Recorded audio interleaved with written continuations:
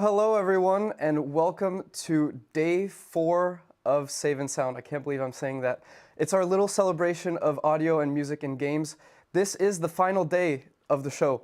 We've been streaming for almost 5 hours each day for the past 3 days. All of it original content submitted by more than 70 developers from around the world. We've been having such a great time showcasing all the wonderful games and really just hanging out with all of you in chat.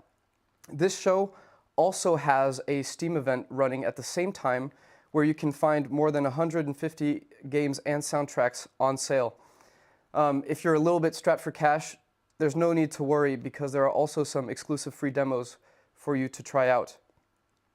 Now, if you're tuning in for the first time, let me just explain how this show works. The show is organized in 6 blocks. So we'll be showcasing a couple of games each block, and you'll find me right back here to present the following segments. I just want to do a quick shout out to our partners, Lurkit and AMD.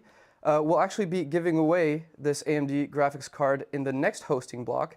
It's a Radeon RX 6700 XT, so stay tuned for that. Oh yeah.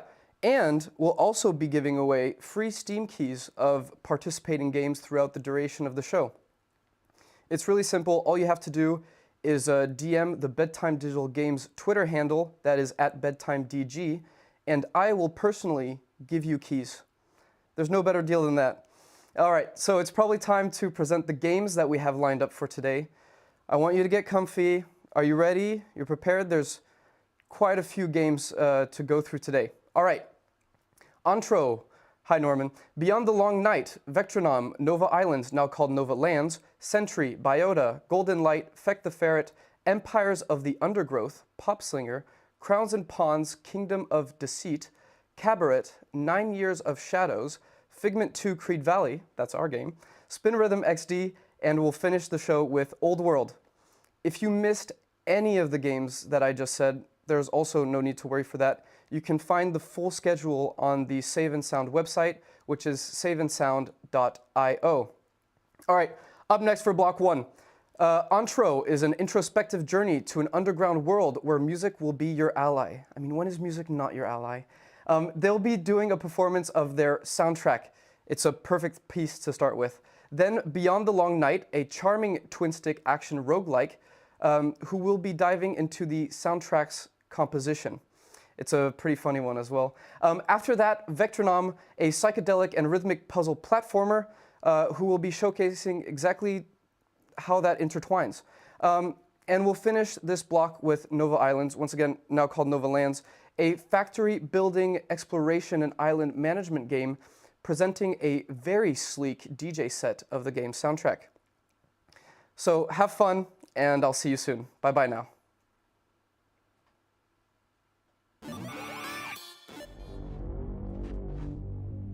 Hello, we are Norman and Martí from B.I.O.T.A Studio and currently developing Antro. B.I.O.T.A Studio was born with the desire to express the open culture in video games with a rebellious and a revolutionary perspective. Antro is an introspective journey in a post-apocalyptic underground Barcelona. It is divided in 3 districts and ruled by a totalitarian corporation that the player has to defeat. Antro is a 2.5D side-scroller with a dark atmosphere. It mixes genres of Rift Runner, plus puzzles and stealth. The core game pillar are the music levels, inspired by Rayman Legends. On those levels, the player is in constant movement, and his actions and environment are in sync with the music. In contrast to those levels, we designed the exploration levels, around, as I said, puzzles and stealth. They have a lower pace, so we can focus more on narrative. Hi, I'm Martí Valverde, the music composer and producer of Antro, and as Norman said, Antro has a dark atmosphere and the music tries to emphasize that, being one of the selling points of the game.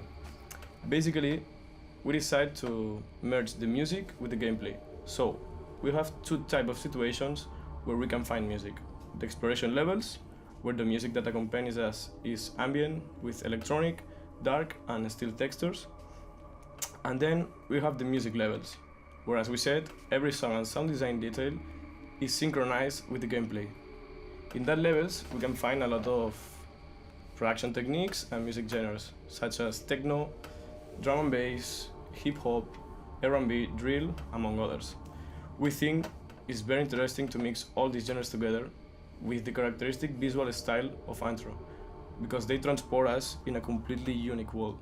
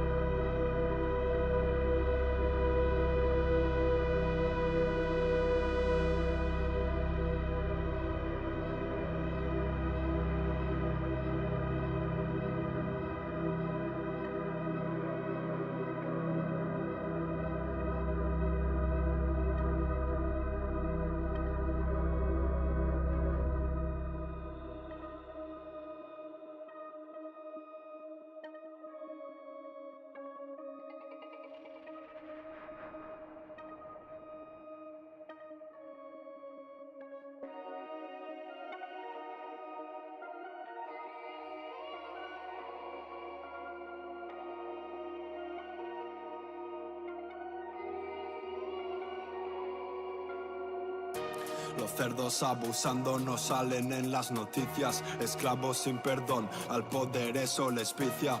Somos cereales en pirámide alimenticia. No puedo sonreír viendo ya tanta malicia. Me tachan de criminal solo por querer cantar a esta puta sociedad que cada vez va más mal. De coraje me voy a armar, nadie me podrá parar. Voy a mirar para adelante porque los tengo detrás. Me odio a mí mismo y más a él, a ese que dice ser el líder. Dime tú, dime miedo de qué, si ya no hay nada que perder. Loco, ¿qué pasa? Que lo que no quiere escapar de esa red. Si estás sentado nada vas a hacer, vas a seguir lleno de estrés. Yo no aguanto mucho más con esta rabia. Manipulan a la persona con su labia. Encerrados como alumnos dentro de las aulas. Seré el león que va a romper todas sus jaulas. Ya no escucho su palabra ni mentiras. Escucho una voz que me dice corre, grita. El corazón más rápido a mí me palpita. Soy una rosa pero esta no se marchita. La unión es lo que crea a los distintos. O lo hacemos o acabaremos extintos. Me persiguen pero yo sigo mi instinto. Porque me sé de sobras este laberinto.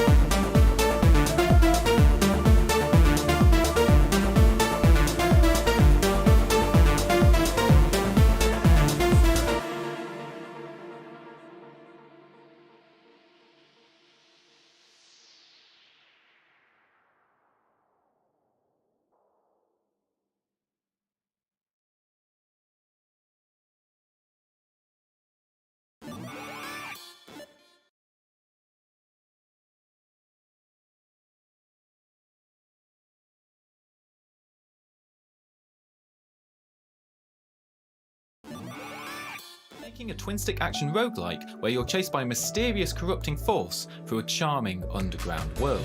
I'm going to be showing you how I approach writing music in this game by making heavy use of motifs and variations. Now, as the lead developer, I have to be the artist, the programmer, the animator, the designer, the community manager, the writer, the accountant, Mr. Business, coffee bringer, soup maker, the ideas guy.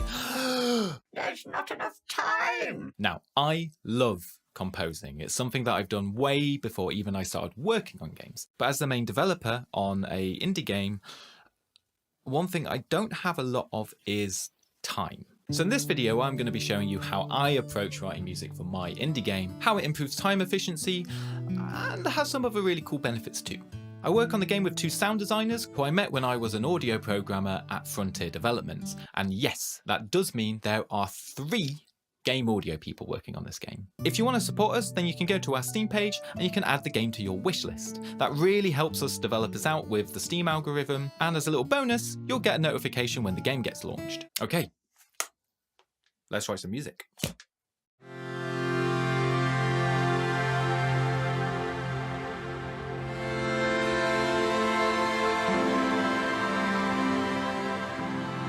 Have you ever sat down to do something creative, but not know where to start?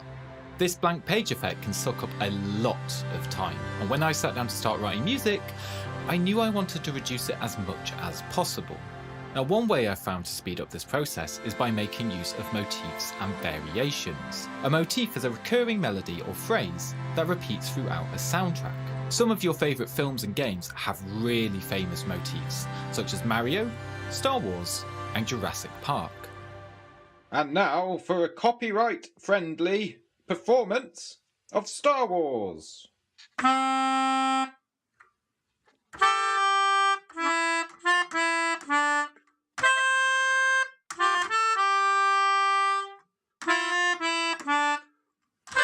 When I was searching for inspiration for the music of Beyond the Long Night, one soundtrack that really jumped out at me was Celeste by Lena Raine. In Celeste's soundtrack, Lena Raine uses the same core melodies over and over again, but each time they're tweaked slightly. And instead of becoming boring and repetitive, it actually makes the soundtrack feel a lot more memorable. As I wanted to do the same thing, I needed to create a core motif myself. And this, unfortunately, did take a lot of time. Let me introduce you to the absolute joy of writing music when you never learnt to play the piano. Wrong one, Just keep drawing them in, just keep drawing them in. Woo! But finally, I landed on this.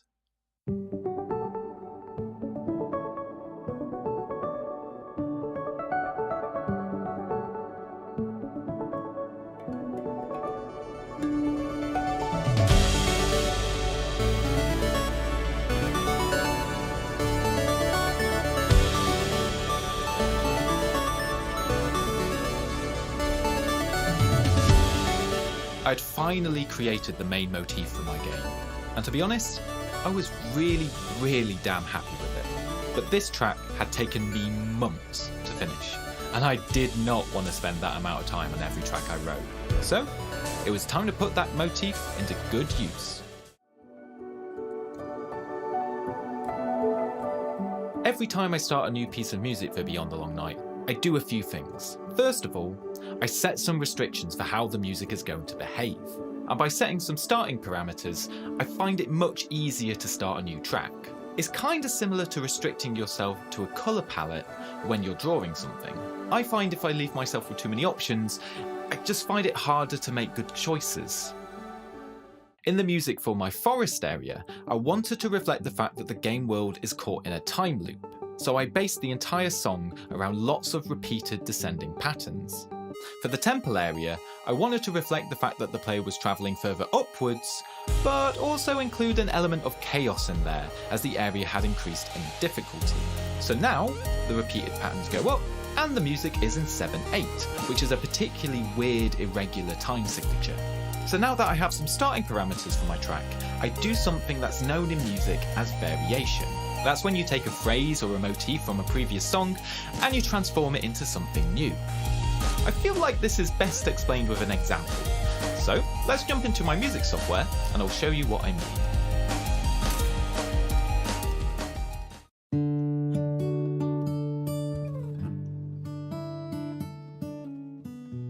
Well, welcome to Reaper. This is the DAW that I use, or audio program that I use for making all of my music. And what I'm going to do is I'm going to show you how I took the main theme from my game and tweaked it, added some variations to it to make an entirely new song.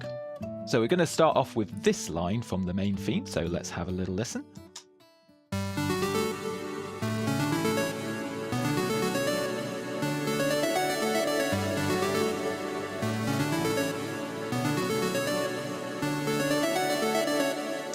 So what we're going to do is we're going to take this section here, these 5 notes, and we're going to alter them a little bit to create a new song. So we'll start off, we'll just delete all of this, get rid of it.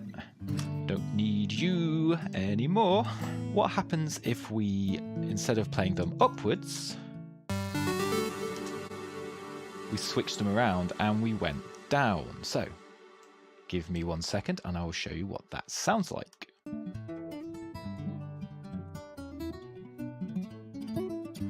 Okay, and now we have this. You know, that's quite nice. Okay, so the next thing I'm going to do is I'm just going to make the rhythm of this a little bit more regular. I'm going to make these notes start on the beat. And because we got 5 notes and I want this to be in 4/4, I'm just going to have to remove my least favorite notes. So we'll pick one of these and we'll decide which one is the worst. Alright, so now we've got this. There's obviously the same notes are in both phrases, but this is a different rhythm, the notes are a different order. And this here, this is now just going to become the basis of our new song. So we'll delete this, and we're going to see where this song takes us.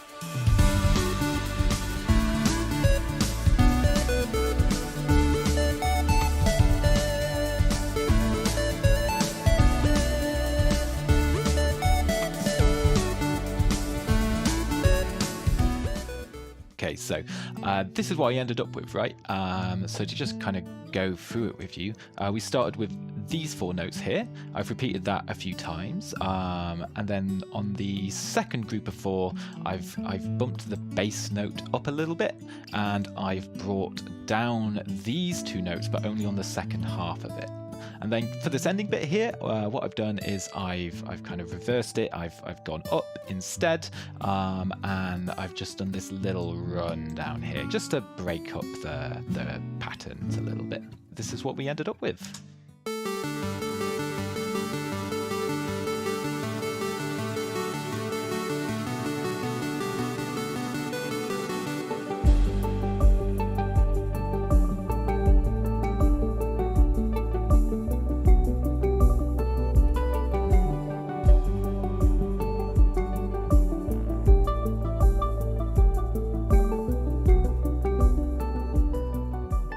So found writing like this has a couple of really cool benefits. For one, the music is a lot quicker to write because it's much easier to get started.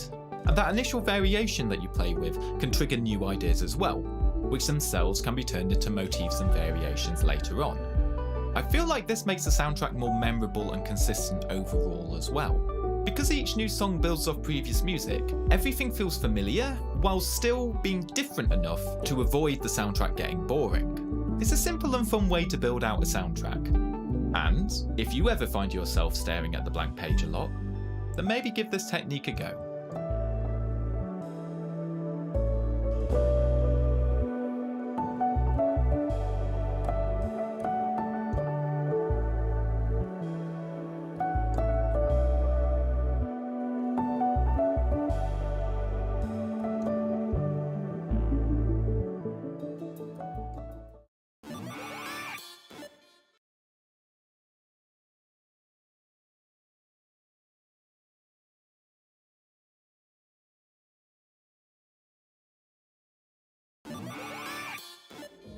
Welcome. For our next experiment, we will play Vectronom, but we will slow it down. Let's jump in. Oh wow, look at those colors, so trippy.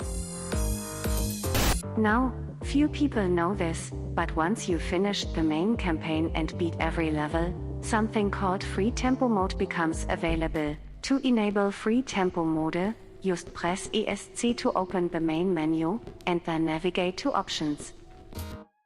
With this feature, you can lower or increase the overall speed and BPM of the music, allowing you to make the game as challenging or as forgiving as you want.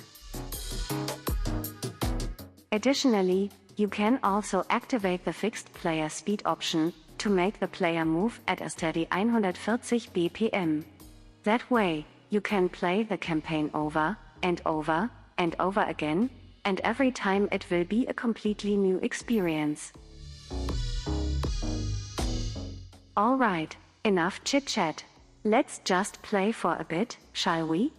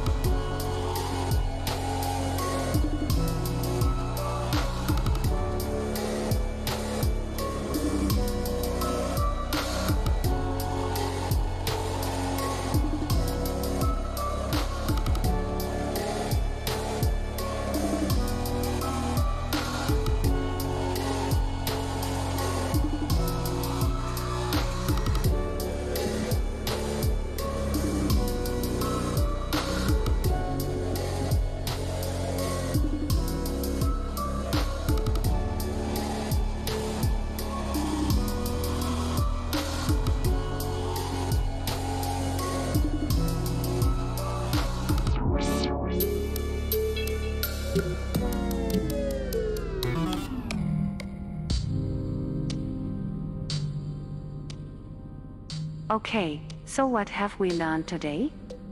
We now know that sometimes it is better to slow down and look at the world from another perspective. Perhaps our reality is moving too fast for us to catch up.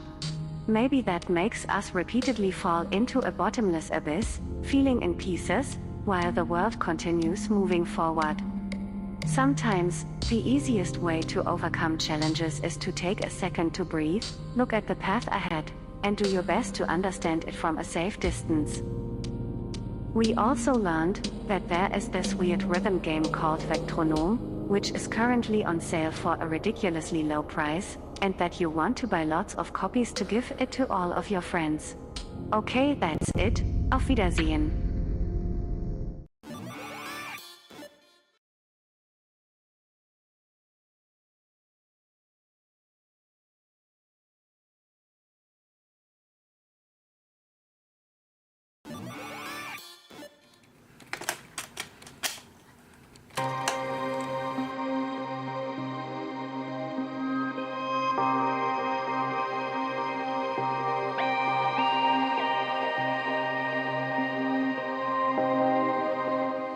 Trabalhar com música de forma não linear é muito diferente. Sound design também. Quando você trabalha de forma linear, que é trabalhar com vídeo, para trabalhar com animação e tal, você consegue... Você tem uma noção muito maior do que você está fazendo, porque é fixo, né? Então você faz a música pensando no clima do vídeo. E para game, como é dinâmico e é mídia não linear, você tem que pensar em todas as formas e todas as variações que vão acontecer no jogo. Então pode ser que você tá, de repente, o jogador tá num ambiente calmo e de repente vem, tipo, sei lá, um boss. E o cara muda completamente o clima do jogo. Então você tem que pensar não só na música linearmente, mas se a música combina, por exemplo, o início da música combina com ela mudar completamente de clima pro final, por exemplo. E do meio pro fim, do meio pro início. Ou do início para uma outra música. Quando você faz linear, você pensa, a música tem um início, meio e fim. Então a música chega no final e vai para uma segunda música, por exemplo. Só que não linearmente, ela pode passar da primeira música para a segunda, do início, do meio.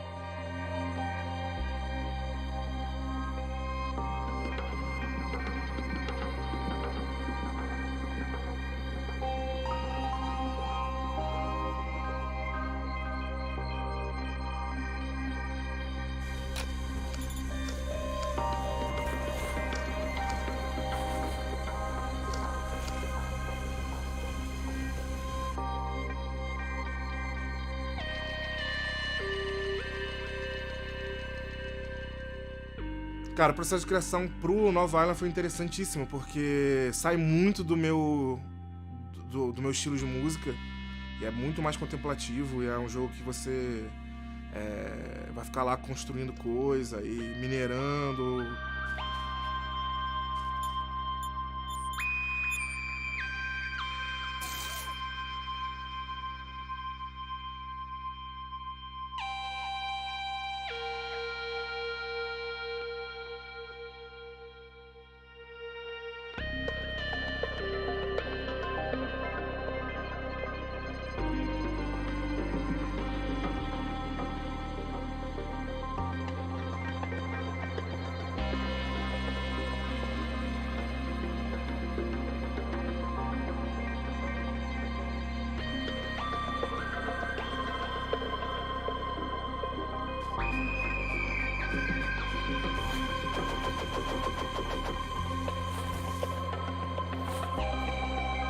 Então não pode ser uma trilha que enjoe, não pode ser uma trilha que chame mais atenção que o próprio jogo. Então tem que ser uma trilha que acalme o jogador e que não seja enjoativa, que não seja uma trilha que prenda a atenção do jogador pra trilha. Não sendo, a trilha tem que ser completamente de fundo, ela tem que ser só um acompanhamento.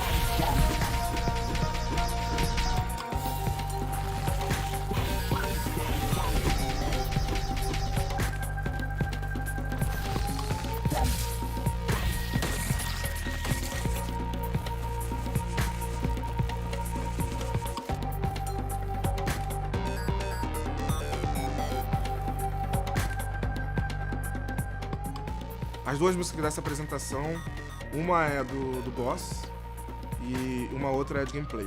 Começa com a gameplay, que já tem um clima mais tranquilo, bem nostálgica, porque qualquer lembrança que tem de música de jogos antigos, eu acho que traz uma sensação boa.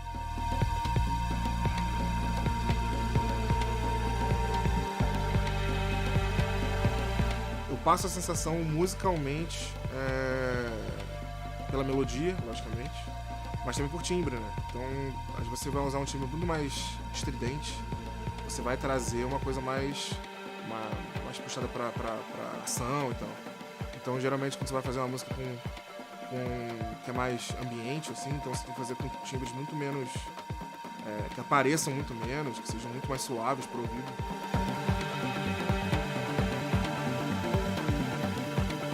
Eu venho da música eletrônica, produzo há 20 anos, acho que mais um pouquinho. E sempre fiz música pra pista, né? Sempre fiz música pra pista, sempre fiz música pra festa, pra clube e tal. E comecei a trabalhar com game tem pouco tempo, né? 7 anos dentro desses 20. Muita gente vem do rock. Acho que eu conheço muita gente que vem do rock. A maioria é guitarrista. Eu acho que vem diferente a forma que a música é introduzida no jogo, né? Então a minha cabeça funciona diferente.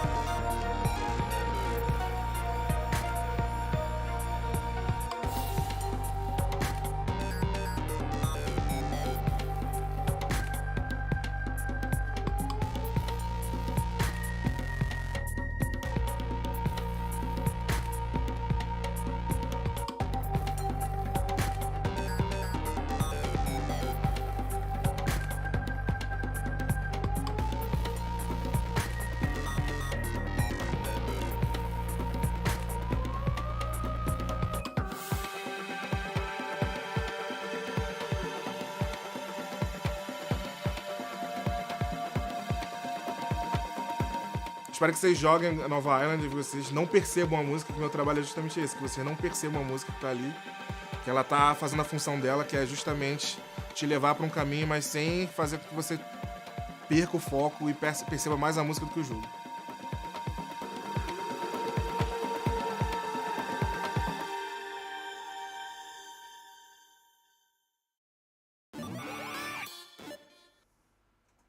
What it do, everyone? And we're back. Antro has a demo. Beyond the Long Night also has a demo.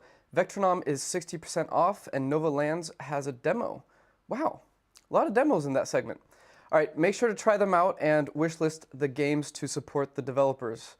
I have to address that I did not announce Soundfall, but please don't worry, they are actually scheduled for later on. So now, last time we talked, I promised to give you more information about this little graphics card here.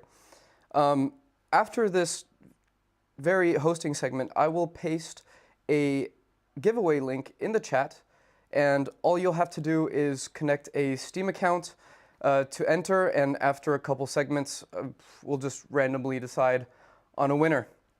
By the way, chat, how are you feeling today? Have you been drinking enough water? You know, I hope that you're having a good time. I really do care. All right, time to present the upcoming games.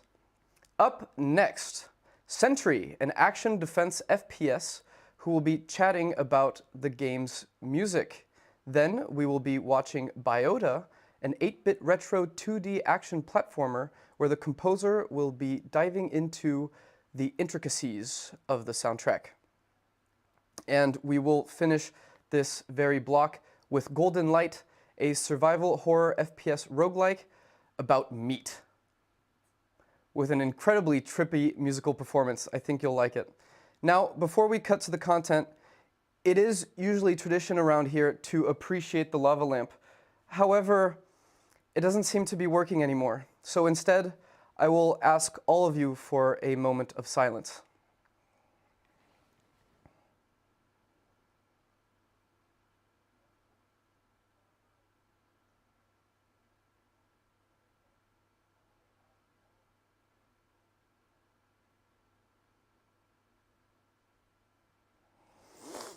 So sad. All right. Enjoy the content, everyone. Bye-bye now.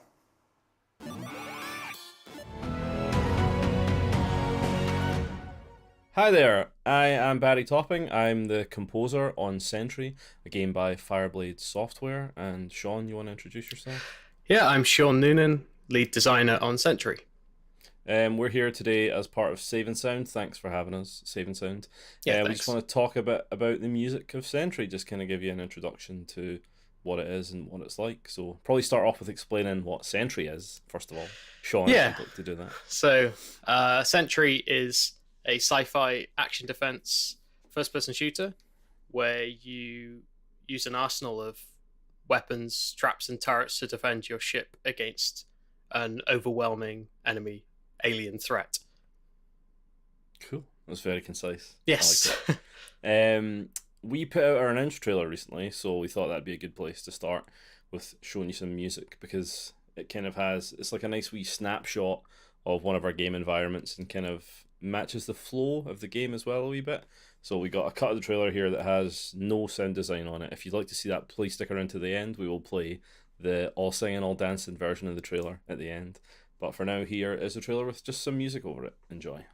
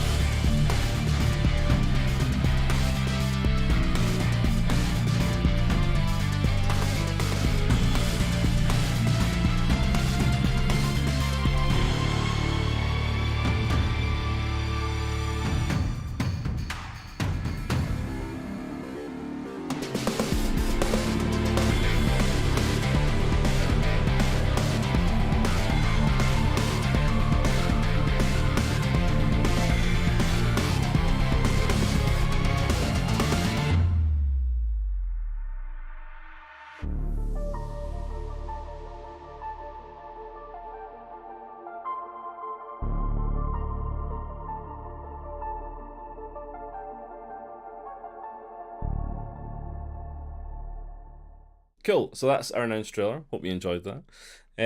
When we started working on the trailer, we knew what we wanted it to look like. That trailer seems like it's scripted, but it's not. It's actually captured by one of the pro gamers we have on staff here at Fireblade Software. So when it came to actually starting, it was quite a rough but nailed down outline, I would say, that I wrote music to. And if you're a composer, you'll know that music first is kind of like a scary prospect. But I think because we knew what we wanted and the captures were aimed at a perfect take, it ended up, I only had to cut out like 10 seconds, 8 bars, something like that, out of the final version compared to what I'd done for the guide takes.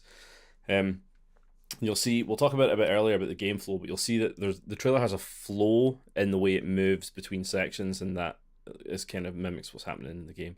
So sonically, Sentry at large it's a sci-fi game, right? So it's influenced by sci-fi stuff, video games, films, TV shows, even a lot of bands. So I use obviously a lot of synth sounds. I have a big wall of synths right here that I have to get some use out of. So that's where Sentry comes in, right? So it's all like very kind of like analog sci-fi synth. We have like kind of big guitars. It's not really metal as such, but I feel like there's guitars driving some of the music. Electric bass too, and we have this thing which I really like, which is like drum kit against orchestral, like bigger orchestral percussion, which is the thing they do in the most recent Deus Ex games, which I love, and also Battlestar Galactica, which I also love. So that's like a big kind of sci-fi thing for me, is that drum kit versus orchestral percussion. The percussion's also pretty layered. There's some like really kind of dirty, because the ship type that the trailer is based on is the roughneck ship type, which is very industrial. So the idea of that is it should have some industrial music elements. So there's also like a lot of quite distorted drum kit sounds, kind of Nine Inch Nails style stuff, and there's a lot of like really crunchy PS1 style percussion. I mean, there's quite a lot of stuff in there. There's like a lot of strings as well, just to kind of add like a slight bit of orchestral drama to it. I mean, there's no like horns or anything, so it's like really quite low on the orchestral stuff. Really, you didn't go like super tropey or anything with that stuff. No, and there's no like not John Williams stuff. Yeah. There's still time though. So yeah, that kind of that palette is what underpins the rest of the Roughneck style.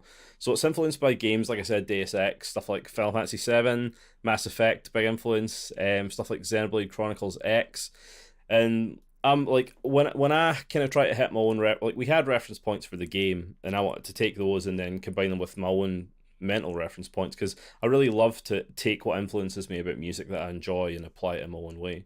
And it's just about smashing what's in here up with what was out there together into something that I feel like has my scent on it, something that is new based on the pre-existing stuff.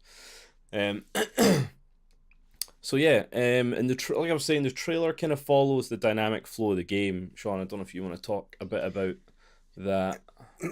Yeah, so we've got like a series of different mission types, and the one that we wanted to outline in the trailer was our kind of archetypal defense mission. So at this point where the trailer sort of takes place, the ship has been overrun, and they're heading the aliens are basically heading towards the core of your ship. So you've got to basically defend it, and that comes in a series of waves. So you've got phases.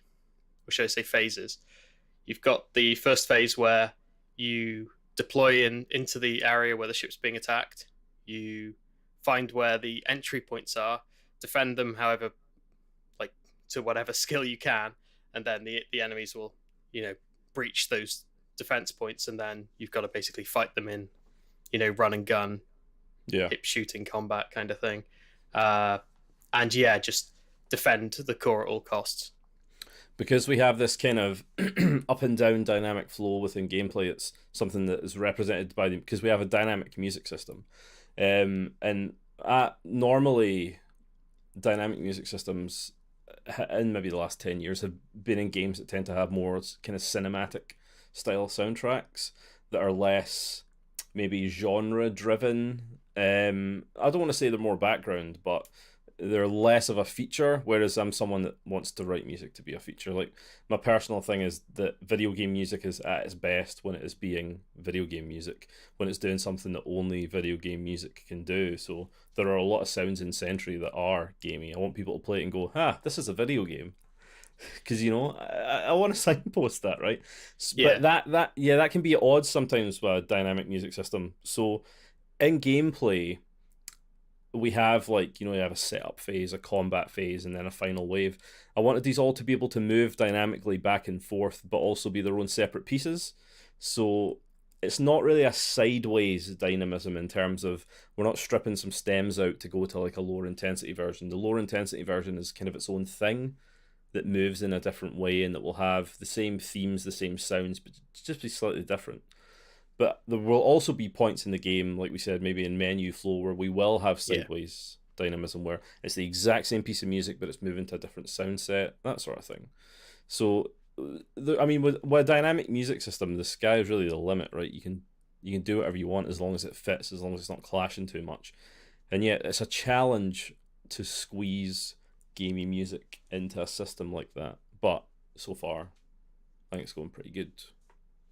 Yeah, I think so far everything's like basically elevating and complementing the visuals, which is great.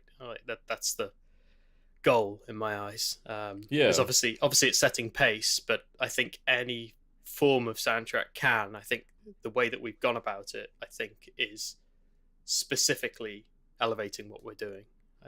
It's great. I love hearing it. Cool. Well, I mean, that's really the aim, right? That's kind of, it's always what I want to aim for when I'm working on a game, and to be able to have the freedom to work like that is also pretty good too, because it's early enough in the process that we've been able to throw some stuff at it and be like, this works, this doesn't work. And when it is early in the process and you know you got a lot of time, you don't have to be as precious about your work. You know, obviously you're always going to fight for certain stuff, but if something doesn't work, it's fine. You can, you know, it's small bits of music, you can go try something else. So yeah, it's so far it's the stuff we've written for the Roughneck type is all, so say there are multiple game modes within Roughneck, right? Yeah, a series of different mission types, yeah, and they all have different music that are distinctly different but still kind of married in style. Like one of them is like this, like really kind of like driving synth, lots of guitars, and then one of the other ones I was working on is like kind of acid blade nightclub stuff. So yeah, I mean, there's just so much room to bring stuff into the sci-fi genre, especially if it's a video game. And then we're having the dynamic music system too. I'm almost forced to write more dynamic music. So yeah. It's just a much bigger box to tick, but it means you have more freedom almost to write more types of music. So from beyond where this Roughneck ship type is, there's going to be other biomes. This is about how we expand the soundtrack out from this sort of synthy industrial stuff. So do you want to talk a bit about the other kind of ship types? Yeah, so we've got the Roughneck, which is our industrial kind of worker, like freighter ship. So there'll be different variants of that, but that'll be that sort of biome basically. So you can imagine just very like metallic, hazard stripes, you know, that kind of visual thing. So there's a certain musical type, like you said, the industrial genre is with. There's something so industrial about yellow and black, right? I don't know if you remember that. Do you remember that game Bedlam? I do. That cover is iconic. Yeah. When I see that makes me. I can hear like Skinny Puppy or something in my head, right? It's just like it's all kind of the sorts of tropes I think we should be jumping into, right? Rather than sort of more video game sci-fi than Hollywood sci-fi, right? Yeah. Like, I think that's a good route for us to go. So with our next ship, well, I don't know if it's our next ship. We've got a couple that we've got in mind, but the next one we're sort of concepting out is a cruiser. So if you think about the Roughneck class as being industrial freight, then the cruiser is going to be more commercial, pleasure cruiser sort of thing. So yeah, that's like Flossed in Paradise, right? Well, it's going to be like completely different, completely. So yeah, that's going to be a totally different genre. It's even the visual reference. If you're on an industrial spaceship and there are, like conveyor belts and crates and stuff, it's like, oh, this is what the music sounds like. But if you're on an intergalactic cruise ship and there's like a buffet and stuff, it's like you have to approach that slightly differently. So yeah, so that's one. You want to talk about the other one? Sorry. Yeah. So the other one that's quite exciting because it was something that came up very early in development when we were basically coming up with our first few biome types and should I say ship types, is the Necropolis Express. So the Necropolis is going to be pretty metal, I suppose. Yeah, right.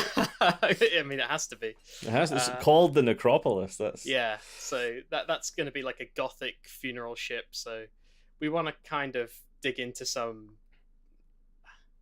One of my references has been the sort of cancelled Alien 3 screenplay. You know, the initial screenplay with the wooden monastery for the monks and stuff. Yes. So I want to kind of dig into some of that. I think that'll be quite fun. Yeah, I'm looking forward to writing wooden spaceship music. I have to say, that'd be pretty good. But yeah, so we've thrown some demos at that. I'm not going to spoil what it's going to end up being, but you can push it in pretty far away from the Roughneck stuff, whilst also still having it all married under the same sci-fi video game umbrella. I feel like our stuff for our menu flows is going to be quite. I mean, it's all quite ambient so far. I mean, tuneful, like it's always tunes, but it's quite ambient. So that, if you imagine that kind of sci-fi ambient stuff is the top level, and then you have the 3 modes. And we talked about more thematic writing in terms of stuff like alien factions and stuff. Yeah. And you can, again, that can be applied to the dynamic music system, where you have the same piece of music, but it's different every time you're fighting a different faction, for example. In terms of sounds, especially because when you go from this is music for a human on a ship fighting aliens to making it something that's more about aliens, I think again you can push it in some pretty interesting directions there. So yeah, I keep saying sky's the limit, but I feel like it is. It's quite we have quite a rich palette here to be working with. So yeah, it's going to be good. You got a lot of freedom, so yes. Cool. Well, I mean, I feel like that really kind of introduces what SENTRY is and what the soundtrack is, and what it's going to be like. Again, if we'll stick the full trailer on at the end, and you can have a listen to it with sound design to get a feel of the full audiovisual environment. But yeah, I mean, that's just a wee taster to hopefully get people excited. Cool. If you want to grab us in the meantime for anything, you can get us on Twitter. I am on Twitter at NoStoppingEpoch. I'm at Sean Noonan, all one word. And Fireblade Software is on there. Fireblade Software has a website. You can check us out on Steam. Please wishlist us on Steam if you've enjoyed this video. We would be very grateful. And yeah, big thanks to Save and Sound for having us. And we hope this has been interesting. And yeah, please look forward to SENTRY. It's going to be really good. Enjoy the full trailer.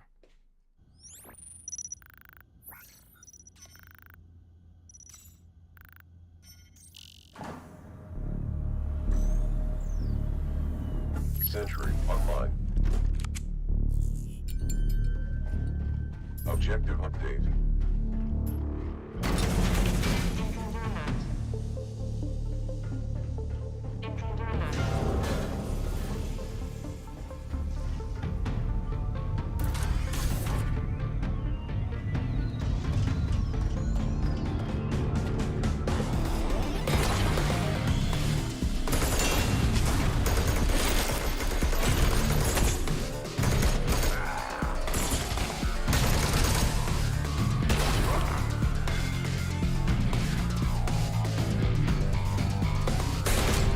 Objective update.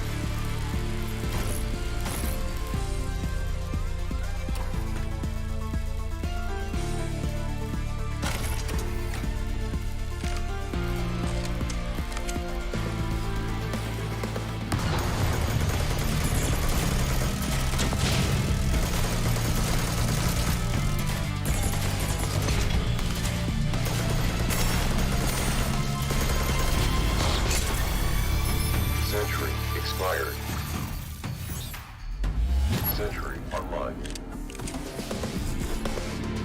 Objective update.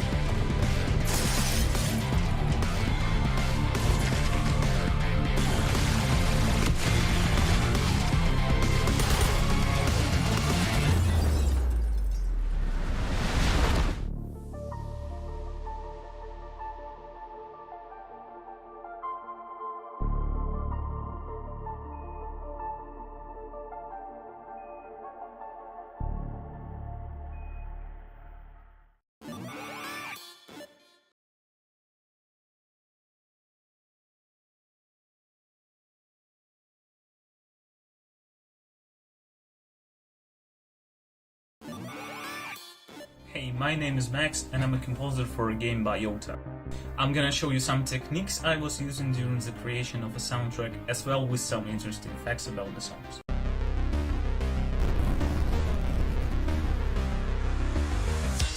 First, let's start with the main menu theme, and here comes the fun fact number 1. For the main riff, you can hear a default preset of a synthesizer.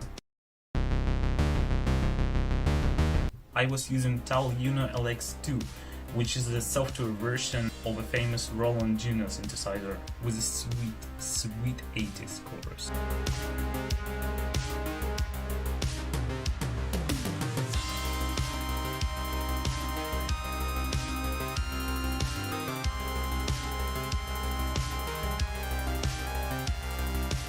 I never lived in the 80s, but the chorus is amazing.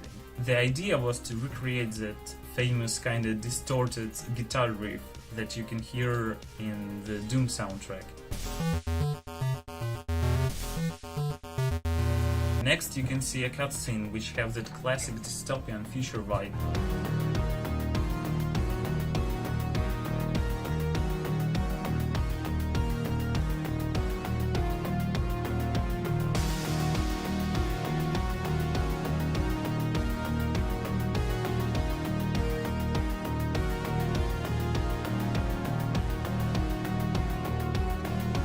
You can easily spot a reference to the works of Vangelis, especially to his soundtrack for a movie Blade Runner.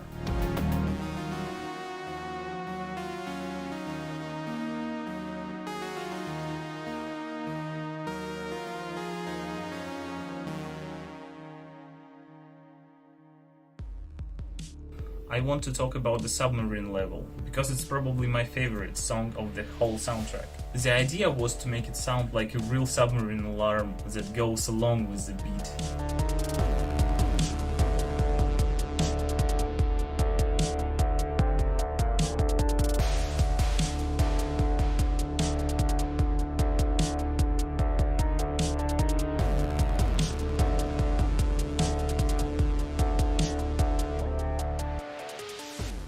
And of course, when you are underwater, there's gonna be a lot of low end.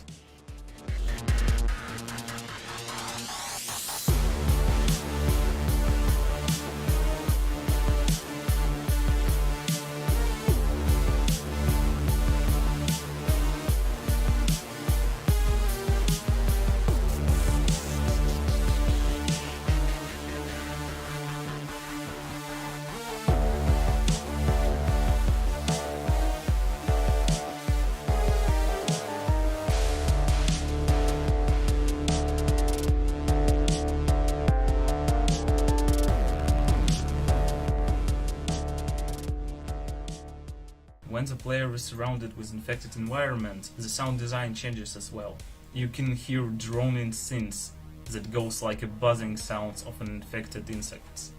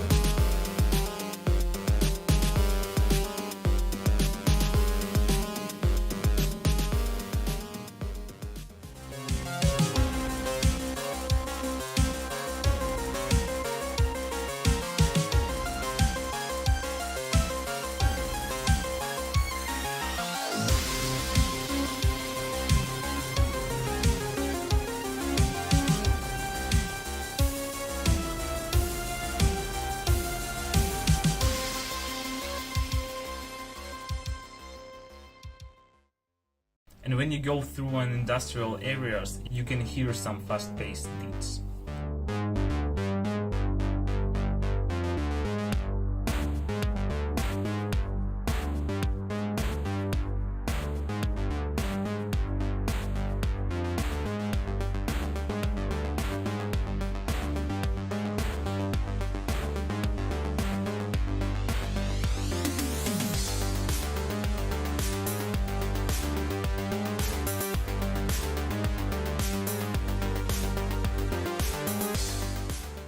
core philosophy of the soundtrack was to blend the chiptune with the synthwave genres.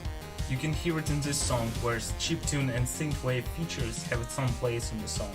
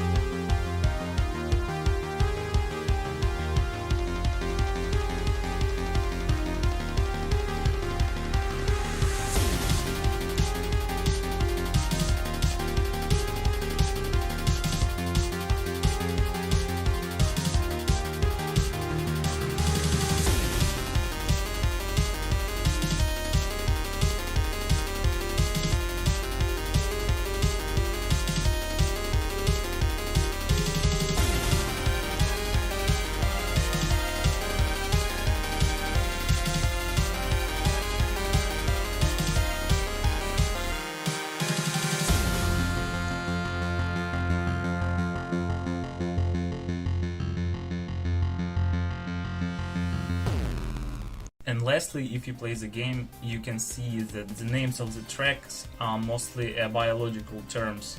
That blends well with the idea of the game and its whole setting. No, I did it just to brag that I know some fancy words. It was an amazing experience to work for a soundtrack for B.I.O.T.A, and I hope you enjoy the game. And remember that all cool kids play B.I.O.T.A.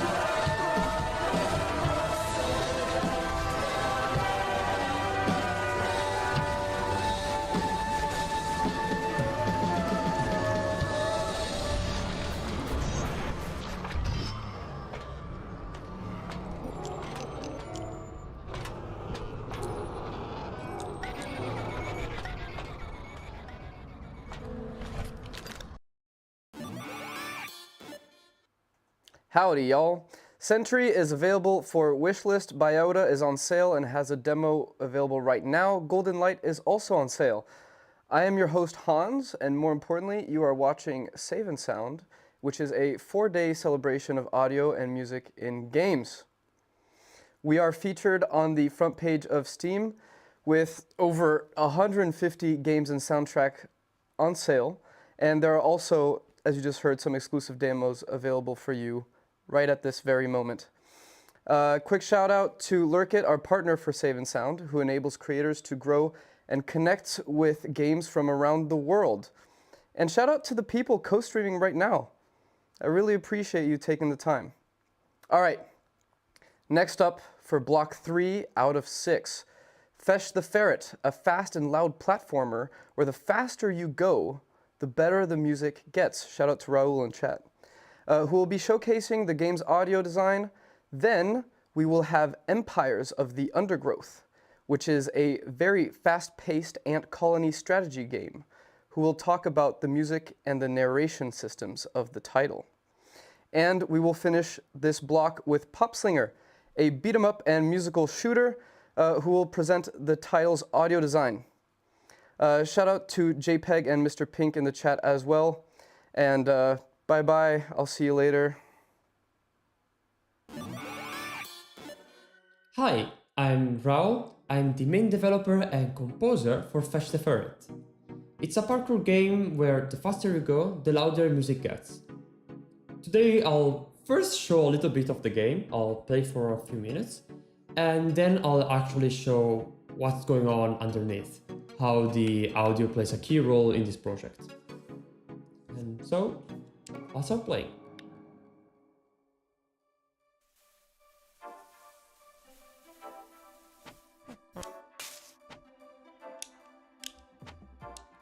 As in the premise, as I begin running,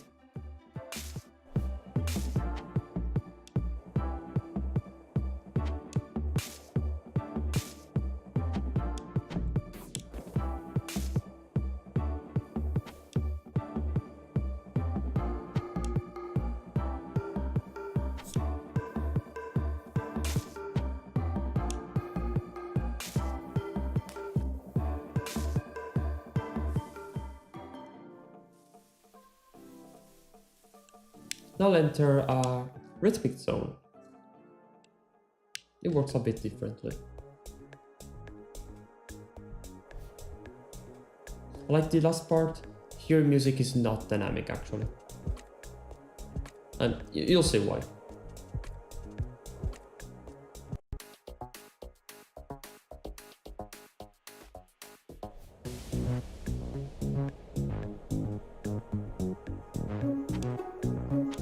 It's effectively a rhythm game, this part. It's just one of the... These sections are pretty frequent during the game, and they mostly are present to break the routine, so to speak. This is just a tutorial, so it plays in a much more simple way. Introducing the concept, basically.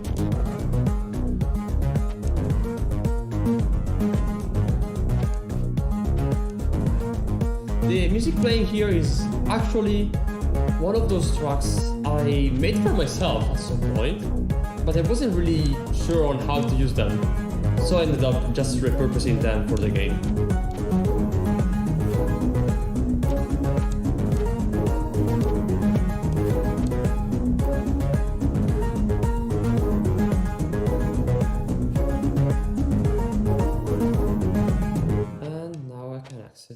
The rhythm arrow. So I'm back to the forest, and I can now continue playing.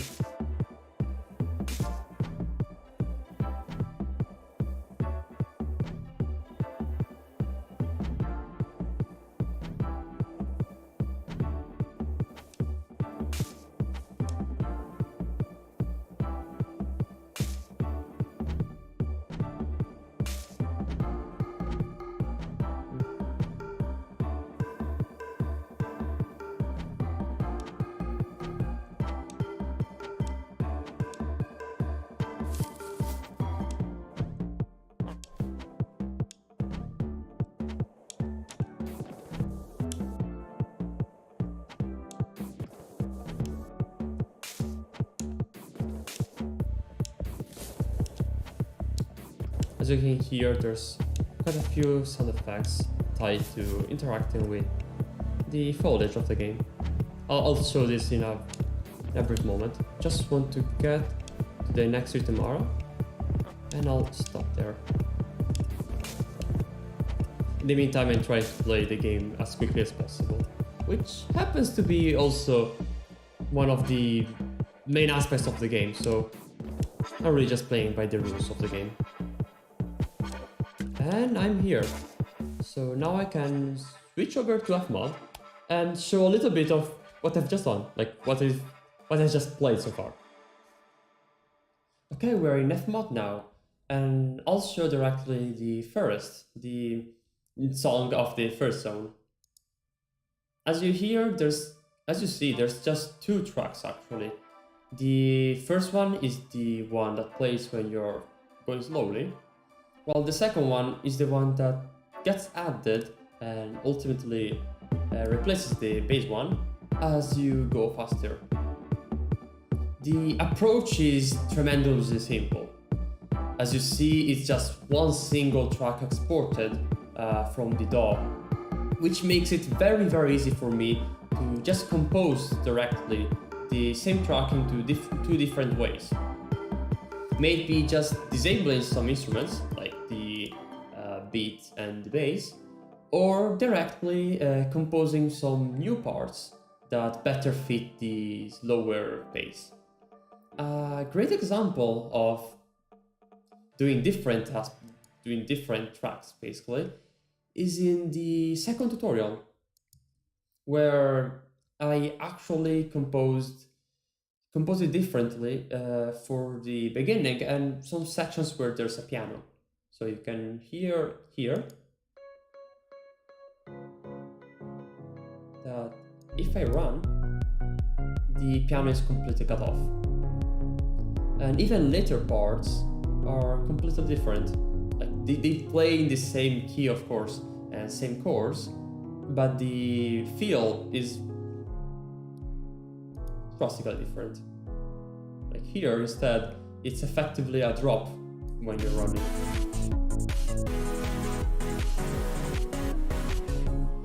So in fact here, it wasn't possible to just remove the part of right before. It wasn't possible to just remove a few instruments. And then there's the Ritomara song. In that case, there's actually nothing interactive at all. It's just one full track.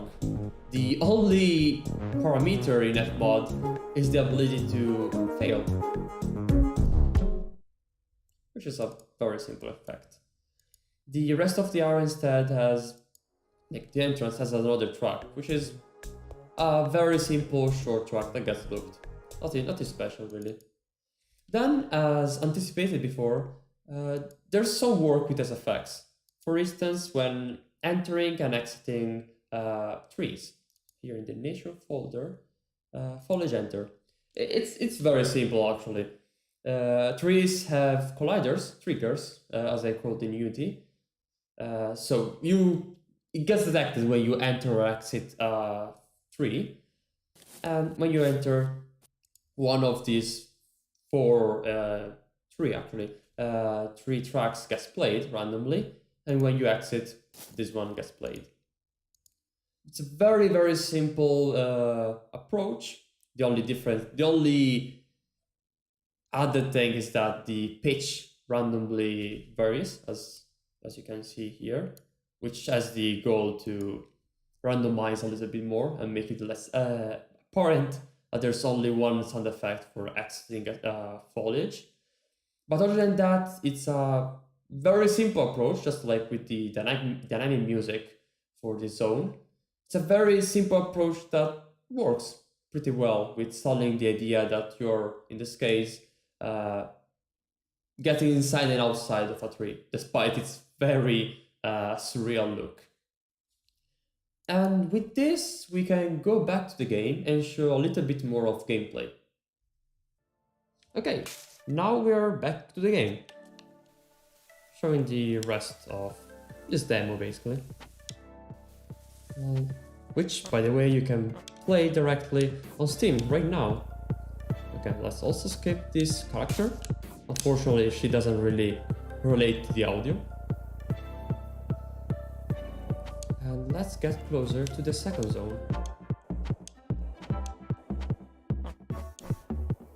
Here you can hear this noise as he climbs up walls. Actually, let me show this really quickly.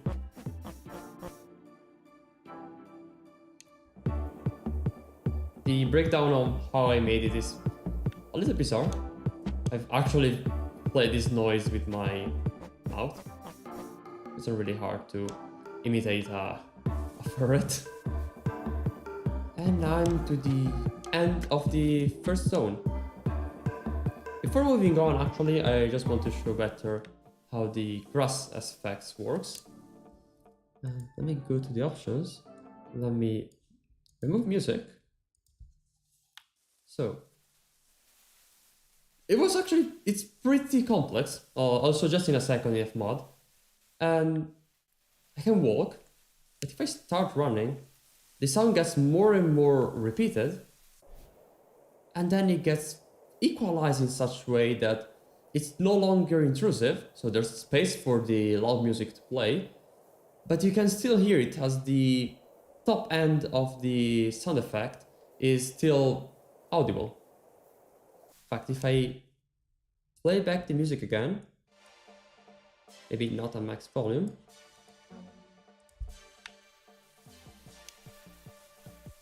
you'll be able to hear how the music gets a bit louder, and now you can still barely hear the grass, while at the same moment hear the air sound effect that really gives the idea that you're running fast. Now, before closing it off with the gameplay, let me at least get to the second zone.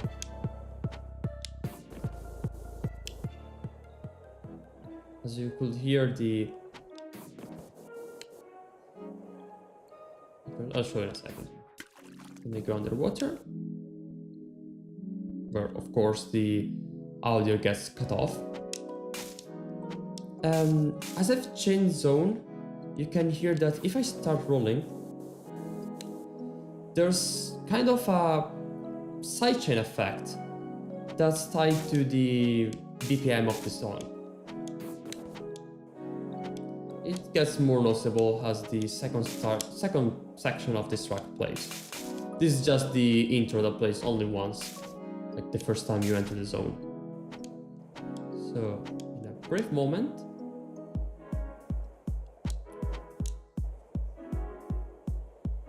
let me touch water again so I can show the rolling better. Yeah, you can hear that it's directly tied to the music.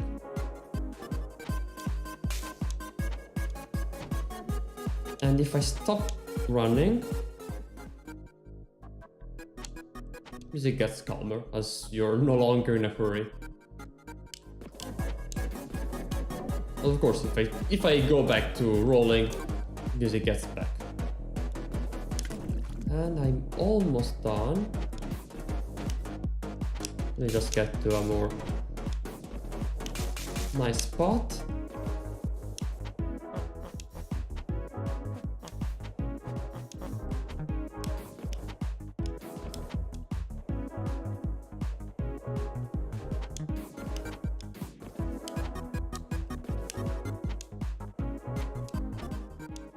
Okay, let's just stop here. And now we can go back to Fmod for a second time. Okay, as promised, let's start with the grass. This is possibly the most advanced aspect in terms of audio in the entire game. It's based on the fact that there's 16 short tracks of grass rustle, which you can hear here. They're very simple. They're not even that particularly hi-fi, because they're just played at very low volume. But the idea is in that they get randomly played multiple times a second. It ranges from roughly 0 to 25 times, like 4 times a second, to up to 10 times a second, depending on how fast fetch goes. And if the player is going faster, the volume of these sound effects also increases, which you can hear like this.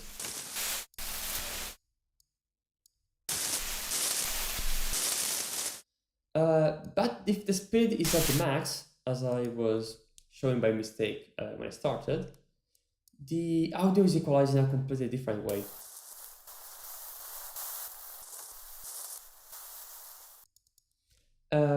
This makes it possible to free up the audio space for the music to play loudly, while still leaving this rustle in the background in some way. So you hear, as you can clearly see down here, you hear the top of the sound, the top end, while the mid lows are completely cut off. So it's just the top end and the mid highs, part of the mid highs, the mid band basically, which again makes it possible to have some presence to this sound, but still not be intrusive to the song, since the music is the main point of interest. Then another thing I was trying right before is how Fetch climbs up walls. It's the climbing. This is again pretty simple. It's a set of variations on the same sound, some sound that pretty much imitates, kind of imitates the sound of a ferret, while it's also playing the... Oh, it's not. Can be there. Another sound that gives a little bit of urgency, that tells the player that the character is getting tired. So there's some limit in how much you can climb, and if you reach the limit, it starts falling down, clinging to a wall and slowly going down. So that was, again, pretty basic approach, just to sell the idea in an effective way. And lastly, what can I show? Oh yeah, the whoosh effect. So again, super basic. When you start running, there's actually a whoosh effect. And as you run, there's a subtle air effect. It's just playing in the background, giving a better sense of speed to the player. And then there's this one that's really hard to imitate in Fmod. So this is just pretty much white noise loop.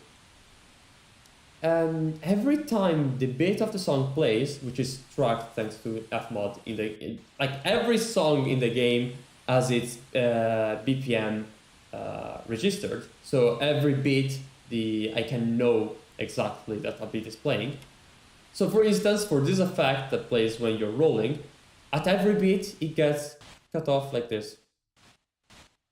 Again, this is a very, very, very faithful representation, but basically there's a sidechain effect, just as you'd expect in electronic music production.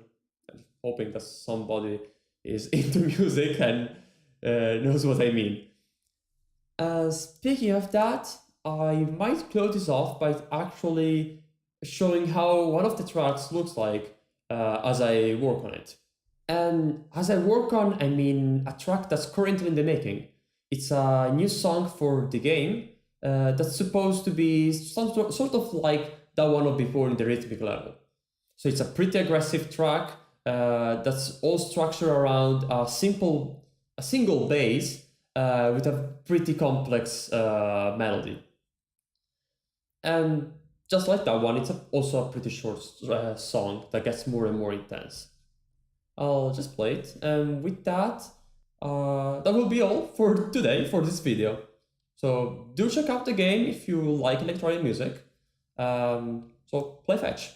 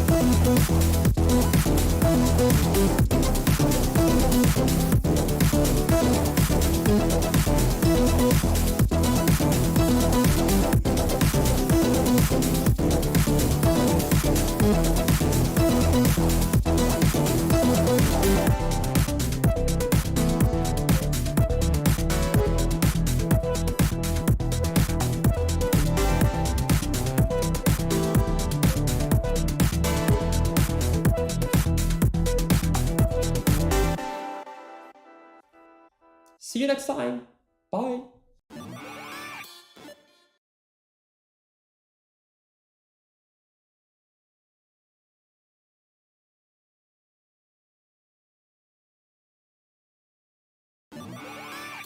Welcome to this deep dive into the music and narration systems of our game Empires of the Undergrowth. My name's Dan and I'm the product marketing manager for Slug Disco, a small independent games company based here in the UK. We're the developers of Empires of the Undergrowth as well as publishers for a variety of nature-based games as well. Before I hand over to Liam, one of the game's directors, let's take a look at the trailer for the game.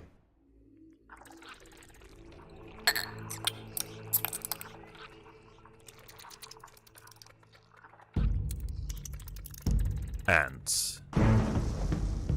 They're organized, industrious, and hungry. But in the undergrowth, there's no such thing as a free lunch.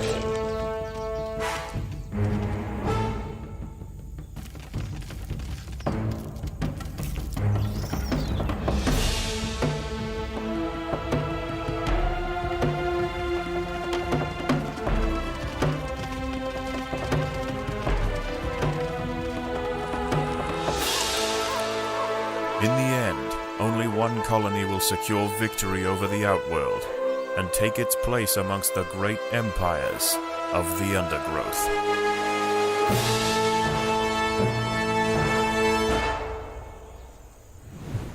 Yeah, do you want to introduce yourself and kind of explain your role on the project and kind of what the project is? Yeah, okay, so my name's Liam. I'm one of the developers working on Empires of the Undergrowth. I do lots of different things, but today we're primarily talking about music in the game. It's got a dynamic music system, so I'll be talking a little bit about that. The game is a real-time strategy game about ants, and it's still in development. And we're about to have a big update coming up with fire ants and some new music as well. So one of the key things that kind of we feature in the game is the kind of documentary style narration system, and that's what you're going to show off today, right?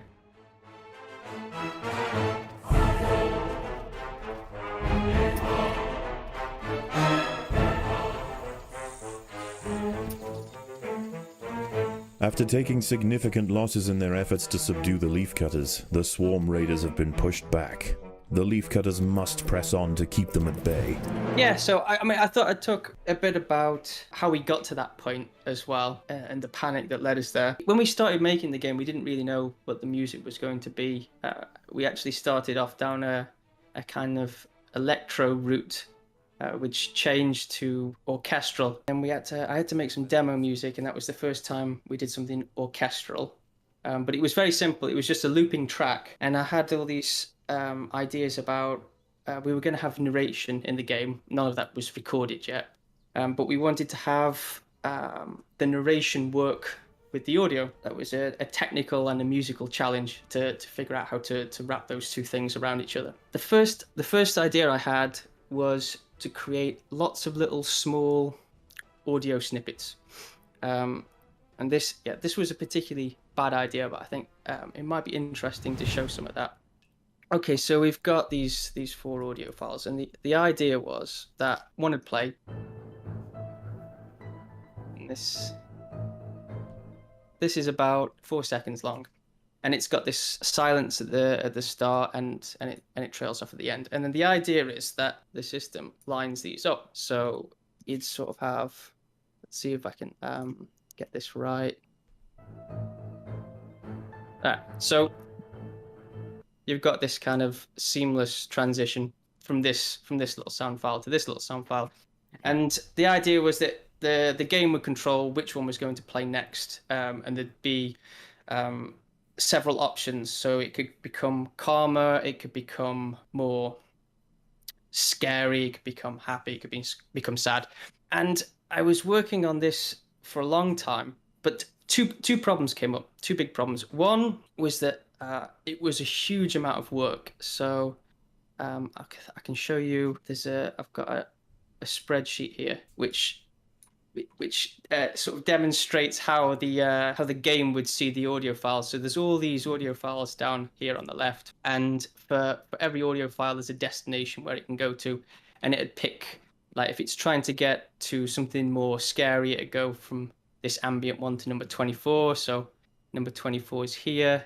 Some of these aren't filled in, but it would go from 24 to here, and then down to one of these big ones, and then it'd start looping around here, which is where it wanted to land. And what this meant was I had to make hundreds of these little audio clips just for one song. I'd gotten to the point where I'd maybe managed to do, I think I'd done 1.5 songs, and we were 4 months away from an early access release. So that was a problem.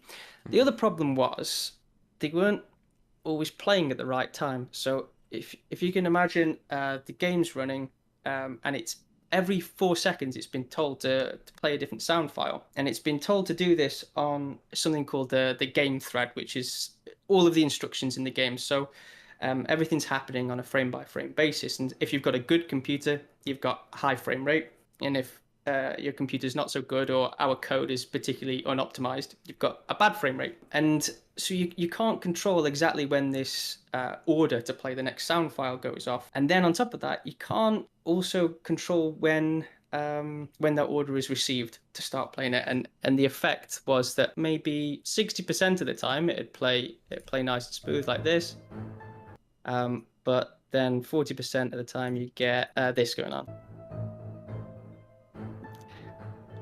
And I found that particularly painful, and I was trying to deal with it for a good while, and we came to the conclusion that we needed to write some code that worked directly with a different thread, so away from this game thread. And we didn't know how to do that. It's probably a simple task for a skilled programmer, but we were 4 months away from this release, and we had no idea how to do this. I didn't want to invest the time to learn how to do it and take the risk that I wasn't going to figure it out.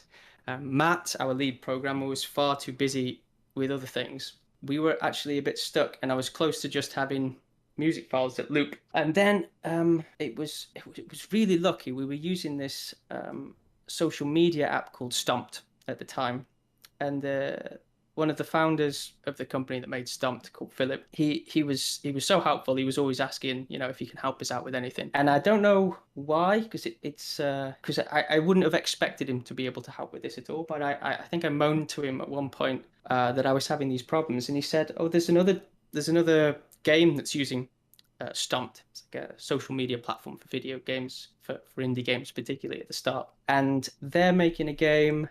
There's another developer. They're making a game that's heavily music based." And he put me in touch with a guy called Isaac, who was working on a game called All Walls Must Fall, and it had this music system where the music was timed based on what the player did. And he was very kind to have a chat with me, and what I learned from that was he really knew his stuff. He knew Unreal Engine much better than I did at the time.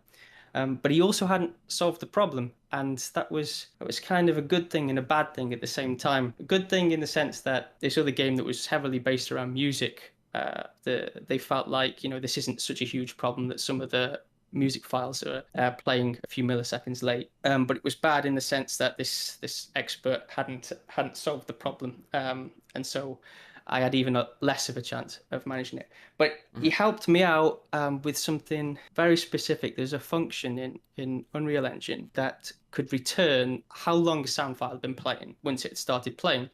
And this was sort of the magic heart of the bodge that was to be. So I could play a sound and then find out exactly how long that sound had been playing for after I'd started playing it. So not how long since I told it to play, but how long it had actually been playing for. Or I could start playing a new sound and then check if it was where I thought it should be. And if it wasn't, I could play it again. And so that's now how the music in Empires of the Undergrowth still works to this day. At the start of a level, it will play a sound over and over and over until it's at the right point. And that's why there's this silence at the start of these tracks. So I've got 1 second here. Even if you're at 15 frames a second, you've got 15 chances to get the sound right before you even hear it. So that's what's going on in the background. The other problem, of course, was that this was taking ages. So I actually simplified this down a lot.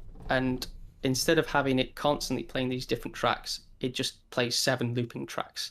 And so the only problem, we still had the same problem. It just meant that we just had 7 tracks and they all had to start at the same time. Okay, so this is what a song in Empires of the Undergrowth looks like now. All these different layered tracks. So I've got ambience at the top. I've got this, the transition. Then there's action 1, action 2.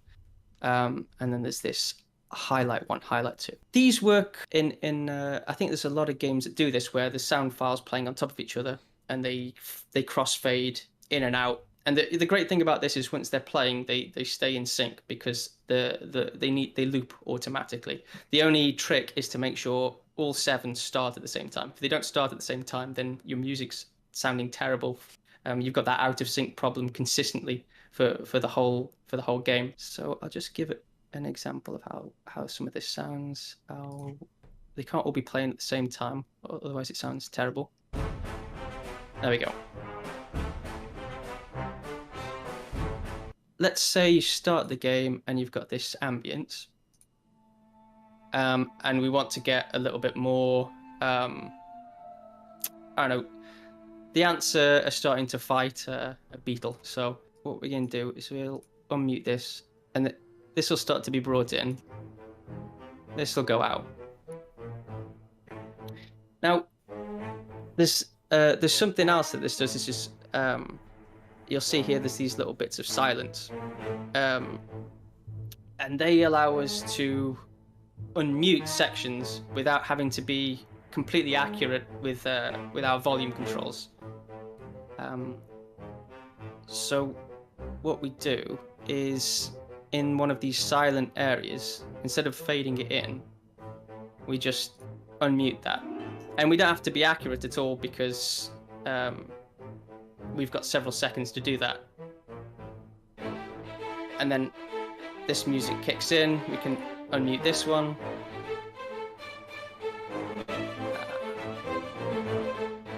We can unmute this one.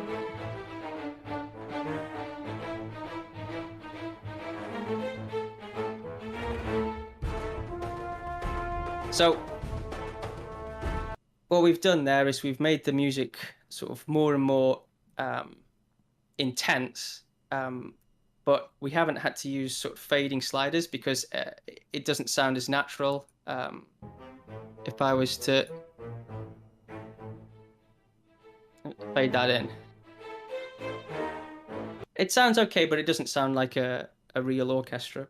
And of course, because we've got this timing problem, we wanted to make the fade very instant. So if you haven't got the perfect timing and you bring this volume up really quickly, you might be a little bit late, a little bit early, so you have that same problem again. So we've got these areas of silence. And now this is the real trick here.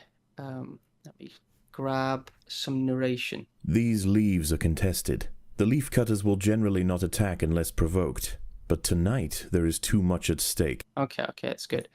So let's say you're playing the game and this sound needs to play, and we want the music to become more intense once it's finished. So the idea here is that this this narration finishes, and then the music becomes more intense. So okay, so let's say we're playing the game, and at this point in time here, we realize that the narration needs to start playing.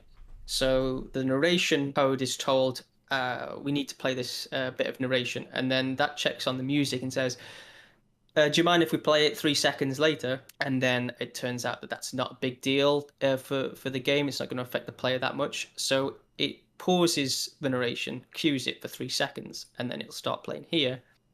And what that does is it gives the impression that the music is fitting around the narration, or the narration's fitting around the music. It sort of becomes part of it, because it ends just as something cool kicks in here. Will generally not attack unless provoked, but tonight there is too much at stake. Only a strong show of force will deter the opposing colony. You can see that kicks in there, and then if you want it even more impactful, this one would be off as well. Only a strong show of force will deter the opposing colony. Okay, so that's essentially how it works. The only other thing in here that's interesting is the Queen being in danger. This just fades in and out, and it sounds particularly horrific. You've got a queen in the game, it's your queen ant, and if she dies, you lose the game. So if there are some creatures that are near the queen, there's like a proximity alert, and we know that there's something dangerous near the queen, the music changes. This doesn't use this sort of silent, non-silent system. It just fades straight in. And then this would...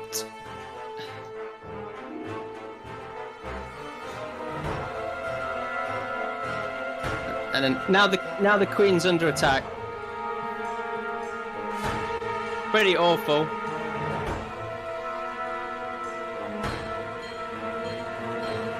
And then if we bring this out, and now you've defeated the danger to the queen. This is probably better demonstrated in the game, so you can get an idea of what's actually happening. Predators are loose in the nest. The larvae must be protected.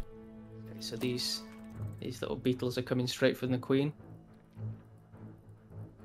The queen is in imminent danger. You see the music's changed.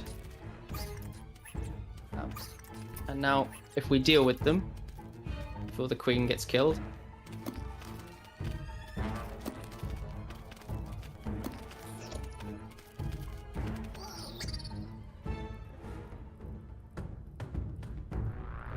So the music isn't quite as... it's still scary, but it's not dissonant anymore. So we get the feeling that the queen's okay for now.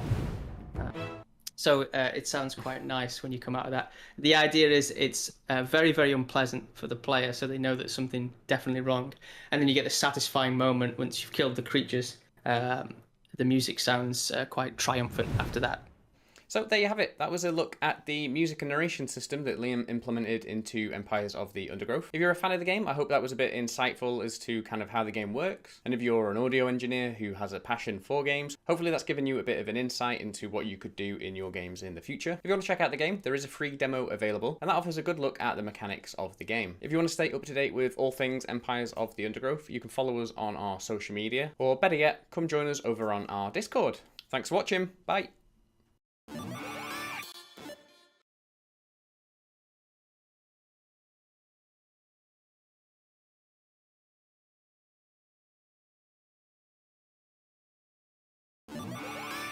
Everyone, this is Jose from Funky Can Creative. I'm the director, also composer, part of the soundtrack of the game. And today we have I'm here with my best bud, Cool Toyama, who also worked on pretty much the entire soundtrack of the game. Yeah, I'm hyped. Yeah, and we're gonna make some commentary on the audio sound production of the game. Hang on.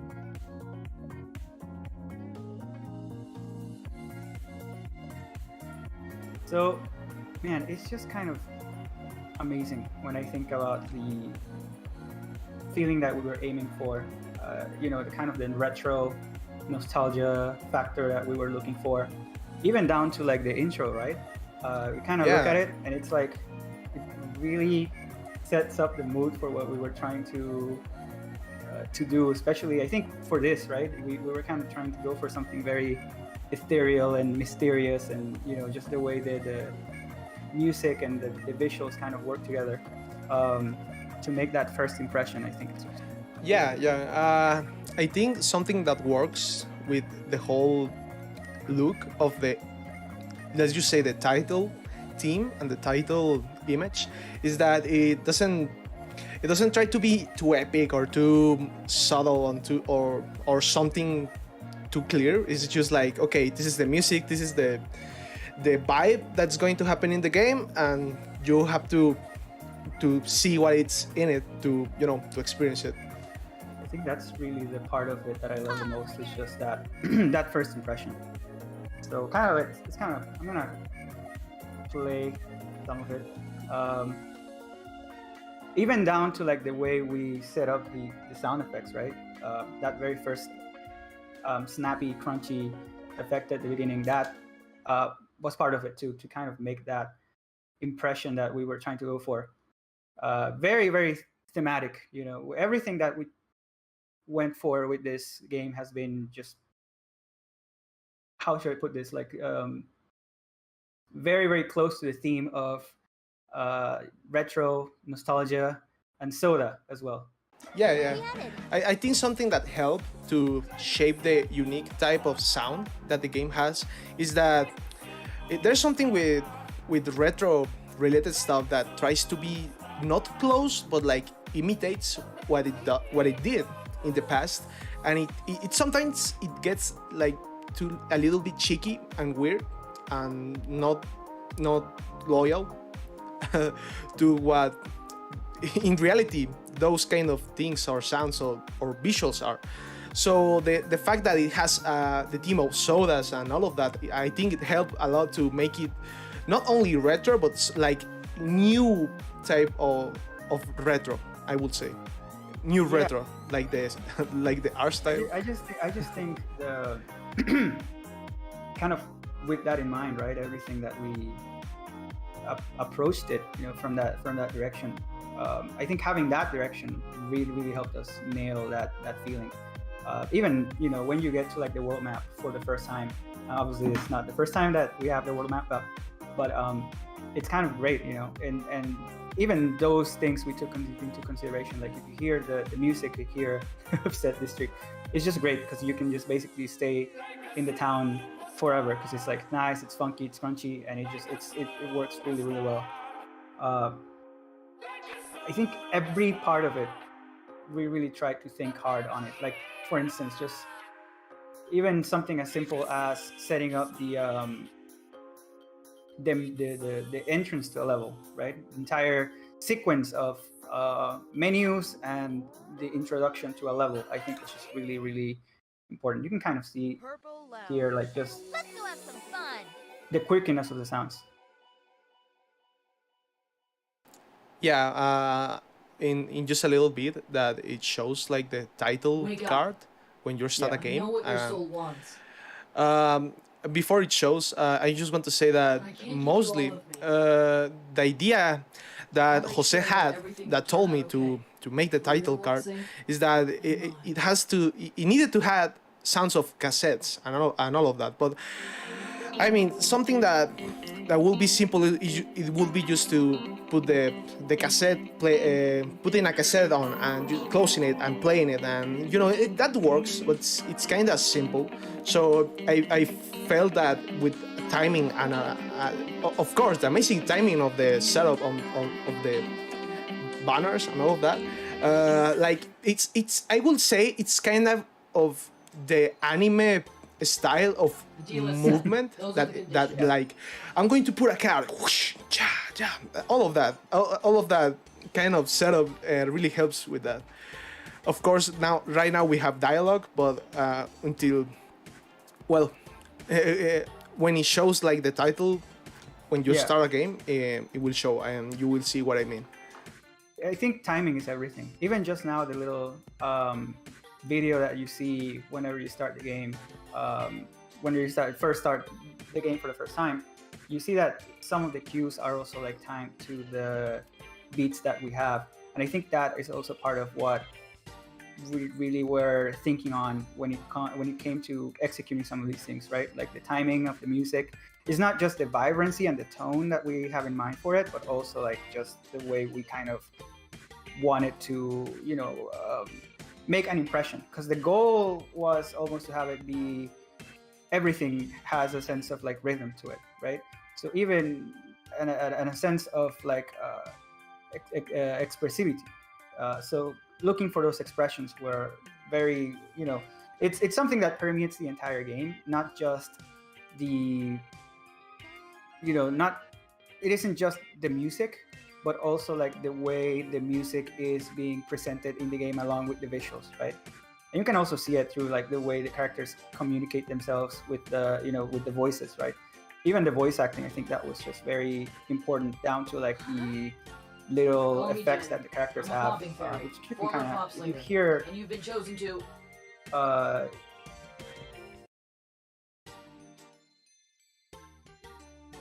If you hear Jin speaking, right, you know that she's not quite, she's not supposed to be like a full-on normal sounding human, right? It's a little bit of an effect there that we worked on to make her sound a little bit more magical, if that makes sense, right?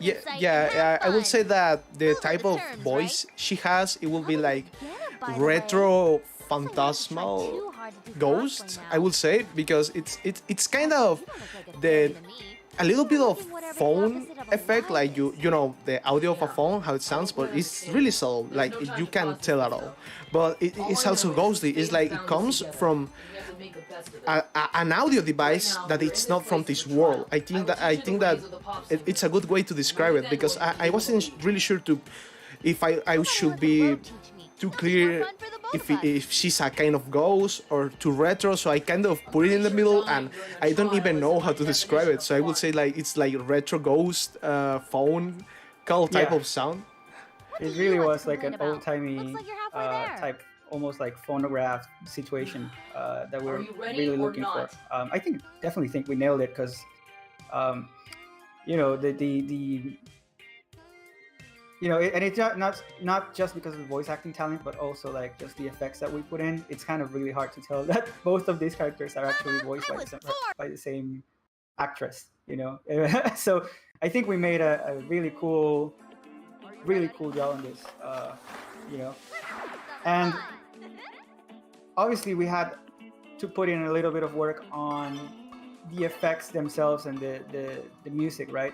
So you can tell like down to when you're shooting, like there's like a musical cue to each one, if I recall correctly, we had to really work on the keys of the sound effects, right? And make sure that they match, because I think every stage that Ria is shooting on, the sound effect is actually on a different key, right? It's on. Yeah. And I think something interesting to say is that most of the songs are just repitched versions of them. A lot of them are like really made to match the soundtrack in the level, but like the shooting effects are just repitched versions of older songs. And I don't know, it's really interesting to see that the same sound can be used in a lot of different songs and situations, I would say. Yeah, we really did leverage everything that we could, down to how we made the tracks, I think. Because the tracks themselves are like short loops, but they're really good loops, right? So you're able to listen to them like over and over again. Same as the sound effects. Like this one, for instance, right? Like the dynamic soundtrack system, which is kind of amazing that we were able to pull off a system where the music kind of changes depending on how many sequences you're making, and make it almost feel like seamless, right? Because the first time I think it's like direct, but then the second time it's a cleaner transition, right? Yeah. I will imagine like that.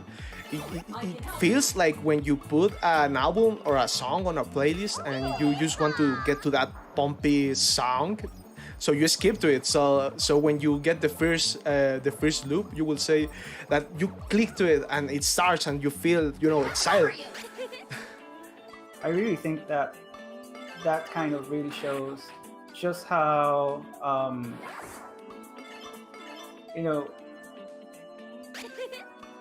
we really were thinking on not just making it, make the music be like groovy and sound good on a vacuum, but also just trying to make sure that it worked well within the systems that we had, right? And we knew early on, when we were working, that we wanted to have this as a very dynamic type of game where, the odds can change and the feeling of it can change depending on how good your performance is.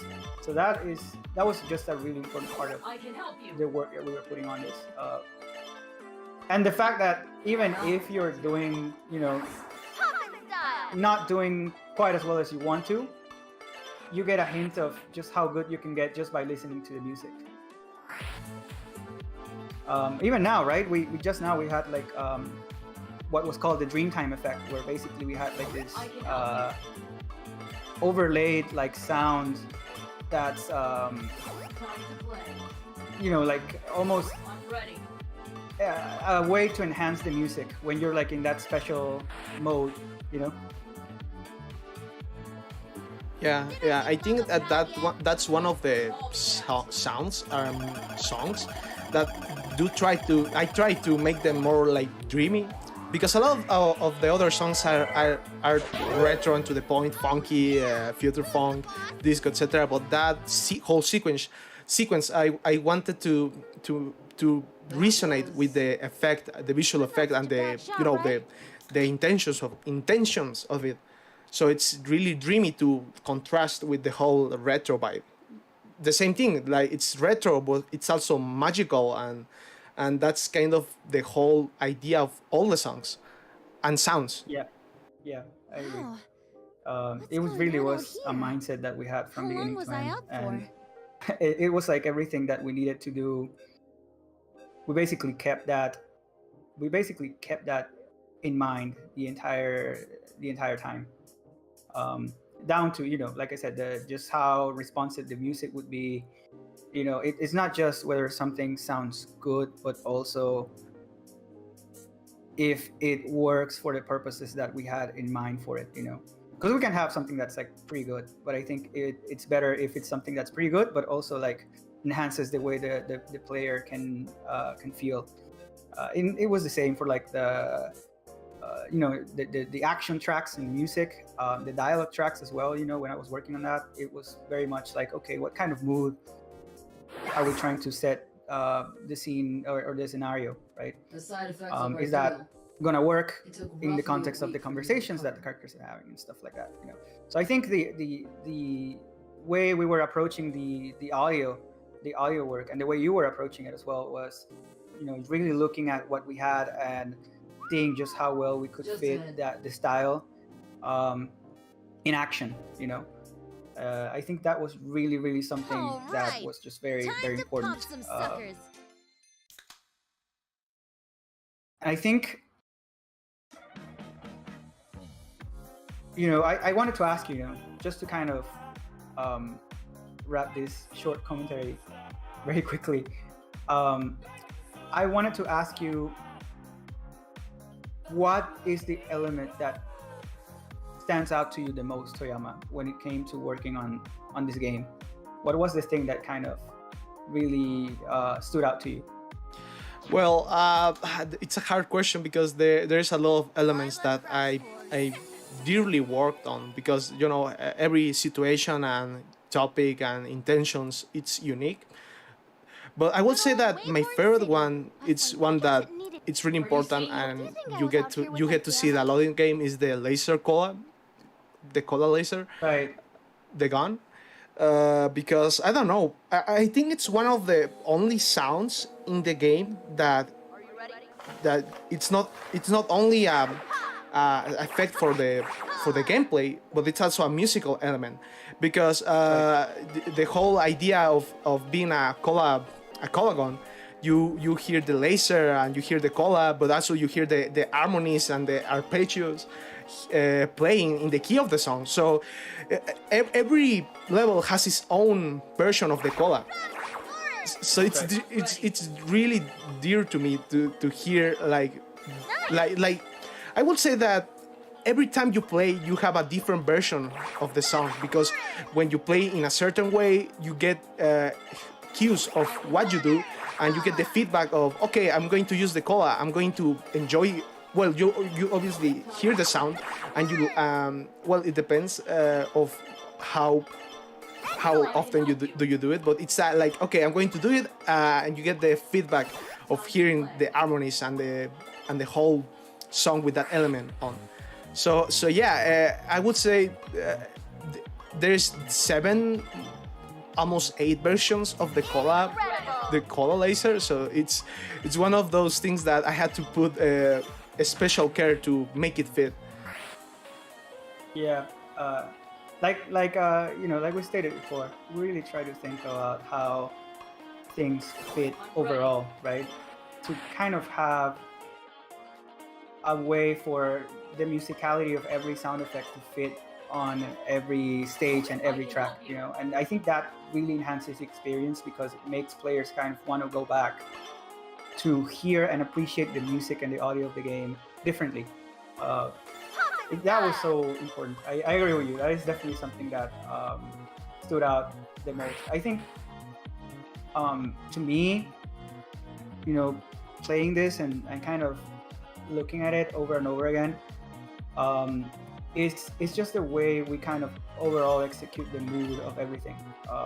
It's just the overall combination of the music, the sound effects, the general feedback that the player has.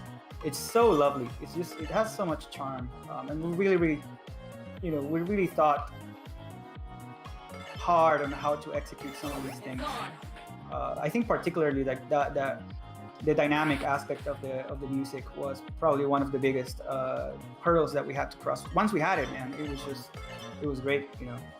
I think that to me is what defines the work that we did, the audio work that was done in PopSlinger. It was not just getting it done, but getting it done in a way that worked for the players, that worked for us, but also had like a lot of the style and the mood that we were going for. So I think that really, really made this game what it is today.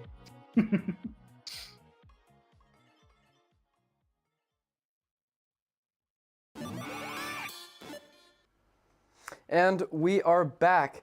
Fech the Ferret has a demo available. Empires of the Undergrowth is on sale, and PopSlinger is also on sale. We are at block 4 out of 6, everyone, which means we are officially halfway through the show. Now, we have about 8 more games to go through, so whether you've been here from the start or you've just recently joined, I hope that you are having a wonderful time. All right, next up on Save and Sound, Crowns and Pawns, Kingdom of Deceit, a charming point-and-click adventure who will be giving some insights on the game's soundtrack. Then, Kabaret, a visual novel exploring Southeastern Asian myths, who will be showcasing how the sounds were created, and they will end their segment with a little musical performance, so make sure to stay tuned for that. And then we'll end this block with 9 Years of Shadows, a colorful and handcrafted Metroidvania, who will be showcasing how the game's soundtrack was created. I'm Hans, your host, and I'll see you very soon. Bye-bye now.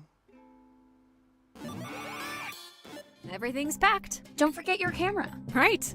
How else will everyone know that I'm a total tourist? Hello, everybody. Hey. So we are here with our composer, Daniel, and we will talk about the music in the game, Crowns and Pawns, and about the game itself. And I am the director of the game, and we also have Mangaila. Hey, I'm Mangaila. I'm the communications manager, and I also the assistant writer on Crowns and Pawns. So Crowns and Pawns is a charming European mystery point-and-click adventure that's released on May 6th this year and is available on Steam, GOG, and Epic. So you can always just go right ahead and try it out. In short, Crowns and Pawns is a point-and-click adventure inspired by classics like Broken Swords, The Live, Siberia, and it follows a girl named Milda who is living in Chicago currently, but she's actually Lithuanian. And so one day she receives this letter from her grandfather that she inherited his house. So she travels to Lithuania, and that's where most of the game actually takes place. And I'll just stop right there so we can dive more into the music part, and you can check out the game where I mentioned. Yeah, so let's talk about the atmosphere that we wanted to create in the game. So obviously, since Daniel and I met while making Broken Sword 2.5, a fan-made adventure, I guess both of us didn't have a lot of experience back then, but we gained quite a lot over time and kind of decided to work on this project together as well. So I would say that Broken Sword is probably one of the main inspirations for the game and for the soundtrack. Is that right, Daniel? Definitely. It also left a mark on me, showing me for the first time how adventures are actually a good vehicle for soundtrack, a good way to tell stories, to have introspection of characters, growth of characters over time, with themes and music developing over time. So yeah, and also their approach in Broken Sword is also something we took a bit to heart, because they in Broken Sword they usually focus on having smaller melodies linked to actions and linked to events, rather than long repetitive music that gets boring after a while. So there's a lot of little melodic themes here and there and all over the place, which is a nice use of music, which we also had a look at. Nice. Would you say that there were any other big influences for the music that you wrote for Crowns and Pawns? Big influences, yeah. I think one big thing here was that we actually looked at music from the places where the game is happening. For the most interesting to me, of course, as a stupid German, was the Lithuanian influences, which were kind of new to me, and I learned to love over time. So basically, we tried to have some regional music bleed into the game to give the emotional voyage of going back to your roots and finding your roots and finding where you belong. Some more meat, basically, to anchor the story a bit in the places where you travel past. So we have some Chicago influence, we have some Lithuanian influence. I don't know if I'm allowed to spoil the other places where the story is going, but there are a couple of regional influences which I think gives uniqueness to the soundtrack. So you can't really just take this soundtrack and put it into any other adventure game, because it has some specific stuff that is its own. And let's talk about the instruments that you used. One of them is obviously the Lithuanian so-called birbynė, which is this kind of a bit similar. Oh, you have it. That's it. That's yeah.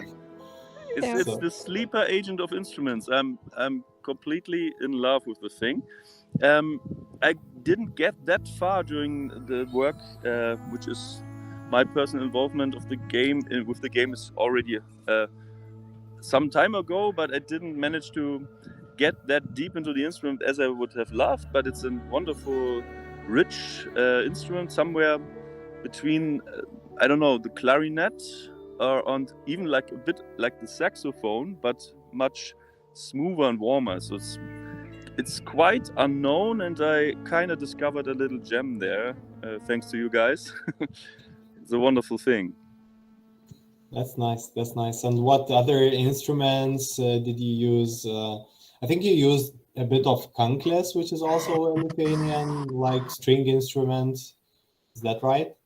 Yes, slightly so, because also a wonderful thing which happened during work on this game is that I did some research and I found the most interesting connections between places. For example, the way, for example, my country is connected musically to yours over like several hundred years ago, where there's like where we actually were kind of cultural neighbors, and there's like overlaps between music stuff, or like how instruments like the kankles, for example, how they are similar to other local instruments in different countries, and so and how this developed over time. So it's also historically interesting to me.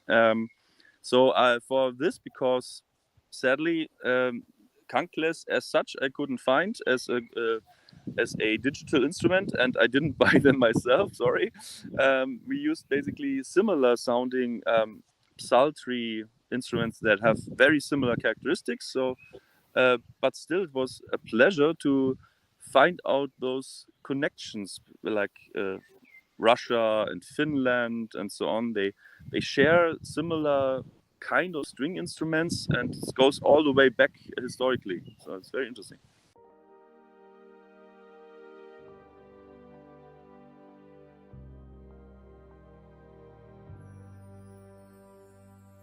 And what about all other instruments? Do you mostly use digital instruments, or which ones do you record live in your studio?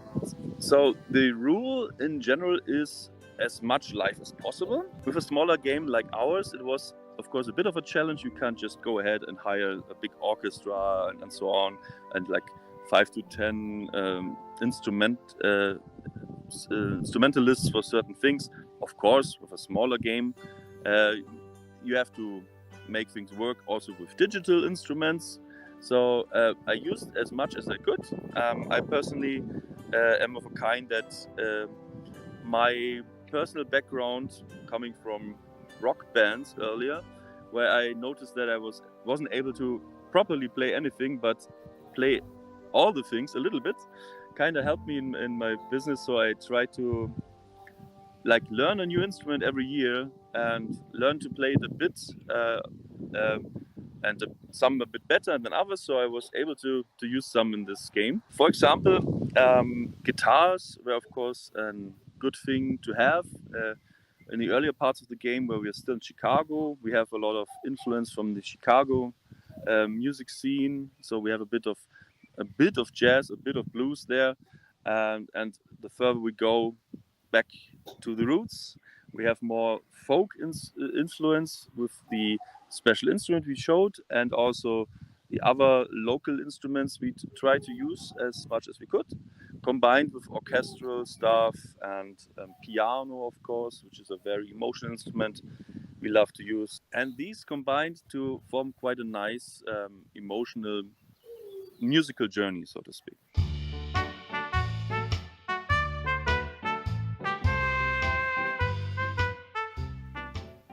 And actually, getting back to the instrument that you showed, the birbina, it's funny that yes, that's the one.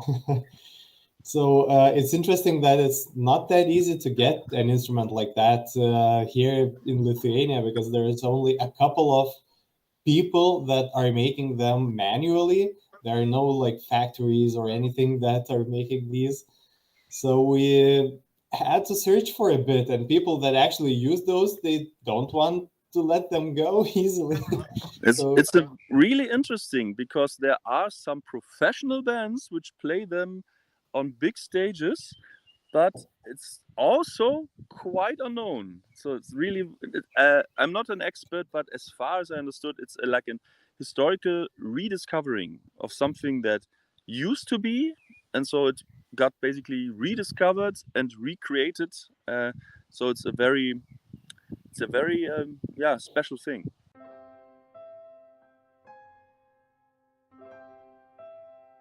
Do you have like your favorite pieces? Like which parts you liked working on the most? Maybe you can like spoil a little bit, you know.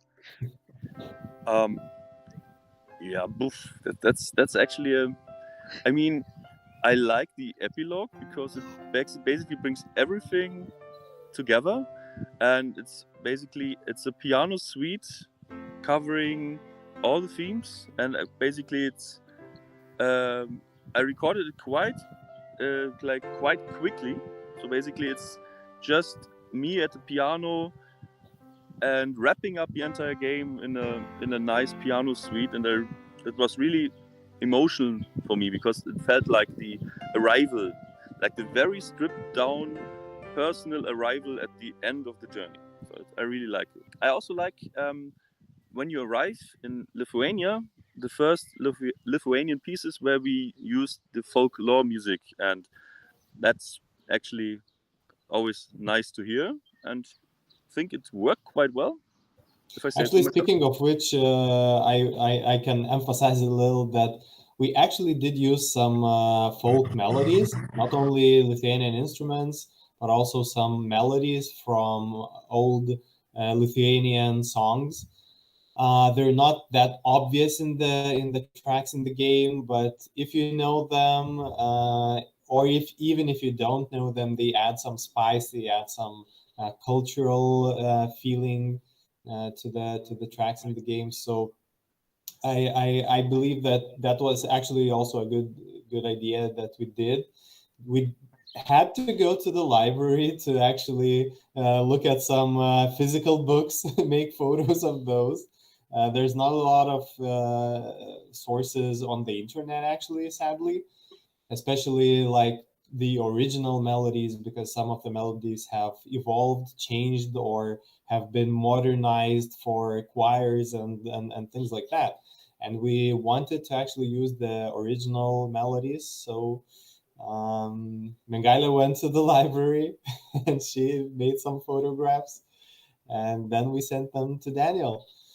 Yeah, but I think that these tracks actually work pretty well. As I mentioned, they're not that obvious, but they do have that specific flavor. And when you add the instruments, it does feel local. It does feel like home for us, and I guess exotic for others.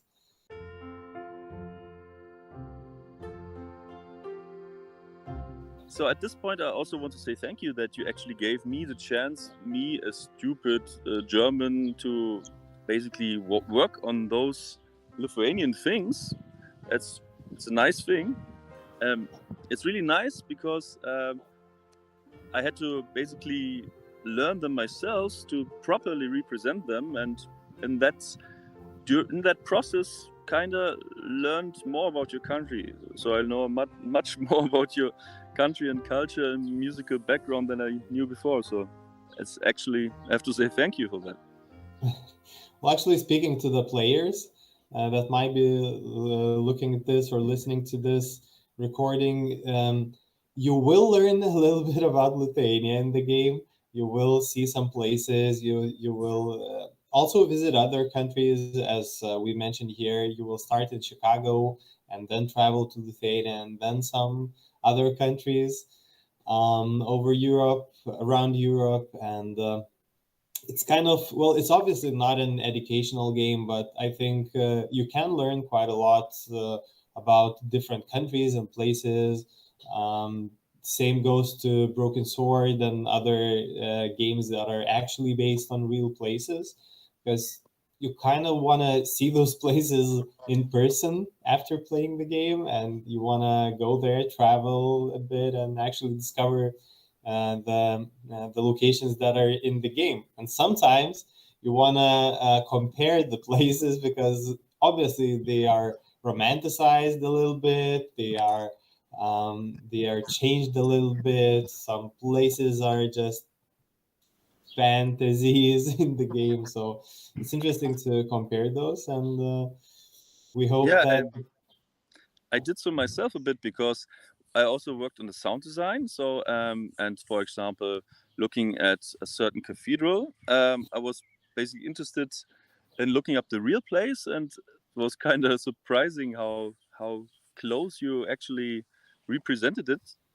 And I was basically looking at the original sounds, at the original sounds surrounding the place, and so on, to have also. I mean, it's not of course not a simulation, but still, it gives. I think it gives the thing some truth if you have a look at the real place and try to pay it justice, basically. So I guess we can finish this chat. It was really nice to see you, Daniel. It was nice to hear your thoughts about the process, and we hope that a lot of players or potential players will listen to this and actually listen to the music, buy the soundtrack, and enjoy what we have done. Absolutely. Thank you, Daniel. Thanks for having me.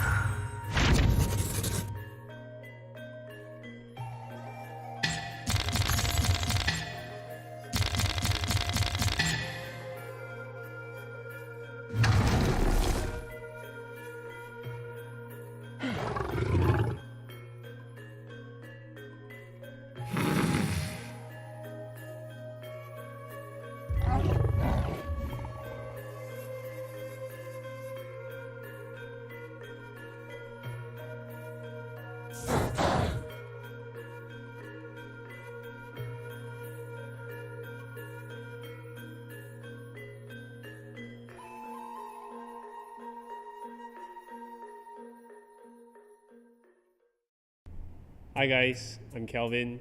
I'm Cassandra. And we're part of Hello Universe. We're in charge of making all your crazy sounds in Kabaret. Yeah. So, other than us, there's also Akmal, which is behind the camera. There's Jimmy, there's Jin, our creative director, and also Ida, our head producer. So our process for making the sounds in Kabaret actually start from reading a lot of information and lore provided by the guys over at Persona Theory regarding each character that we're going to work with. So once we have that, once we go through it, we'll start cross-referencing with inspirations that we find outside of the reference that might suit the characters. After that, we'll do a lot of experimentation, a lot of trial and error. Some sounds might work, some sounds might not. And once the direction is finalized, we'll move on to creating the various expressions needed for some characters in the game.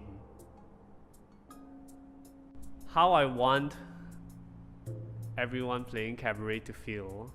I probably want them to feel immersed in the game, obviously, and also curious about the characters behind them. I think working with every character has been a fun and unique experience for me, and it's helped me understand a bit more about our culture and in terms of our myths and mythological creatures that we have. And I would want players who play, like I would want players in Kabaret to experience that curiosity that I had when I worked on it. For me, what I want the viewers and audience to feel from this game is that even though these are just essentially characters on the screen, but we want them to feel like, whoa, this character is actually really big, or they are real and they feel real, even though you're just seeing them across the screen. And we want players to feel like when they're playing the game, it's not very lackluster of emotions, so that you can get invested into the game, and it might pique players' interest into learning more about Southeast Asian lore for people that was not interested in it before. So I think it's a very good way to have people be more knowledgeable about Southeast Asian myths. Yeah. Before we move on to the next segment, I would like to thank Save on Sound and Persona Theory for giving us this opportunity to talk about the sounds we make in Kabaret. You can always find us on our Facebook here, our Twitter here, and on our website. Now, let us introduce to you the amazing people who make the music you hear in Kabaret. Hello everyone, I'm Hirzan, and I'm here representing Sambasunda, an ethnic music group from Bandung, Indonesia. And I'm here to describe you our work with Persona Theory games called Song of Mothers. We Sambasunda have been established for more than 20 years and already have 3 periods of personnel, and we usually call our old and new personnel as senior engineers. The differences is between senior engineers in terms of performance. The senior is more like traditional art of traditional music, while we juniors prefer collaborations, our traditional instrument with the other music, especially Western music. The song is written from the perspective of our main character, B.I.O.T.A, who has a really dark relationship with his mother, and the song voices his inner feelings towards it. We wrote it in a vague and slightly grammatically incorrect manner to show his tangled up and unfavorable feelings and thoughts toward the presence of his mother in his mind. There are many instruments we use in the process that include traditional instrument, Western instrument, and digital instruments. Practically, the Western music concepts are used as a base, like building some structures for the songs, and then the chords, building the tensions into the song. We put some traditional Sundanese instrument, gamelan, as the main roles to describe the background of the game. We wanted the song sounds more wide and grand, so we realized it with the digital instruments, since we do not have sufficient equipment and acoustic instruments. What are the challenges we face? That we are all facing this pandemic, and it is hard to make progress, especially when our band is a big band. It is hard to make a contact and gather them to make something. The most important thing, and what is new for me personally, that I usually work alone and also with the help of other musicians. But in this project, we Sambasunda and Persona Theory have to synchronize our idea to make it happen. We went through a lot of fun in the process. We made it from scratch, building song structures, fusing together composing and arrangement, and finishing mixing and mastering stuff. But all in all, I think we nailed it. Here is our social media. Our band is at Sambasunda, and myself is at Rachimot. Thank you from us, Sambasunda, and to Persona Theory Game. Thank you so much for fulfilling my dream. by making my first music for games. And for Seven Sound, I thank you too for the chance to share our song. And now we'll present to you the Song of Mothers.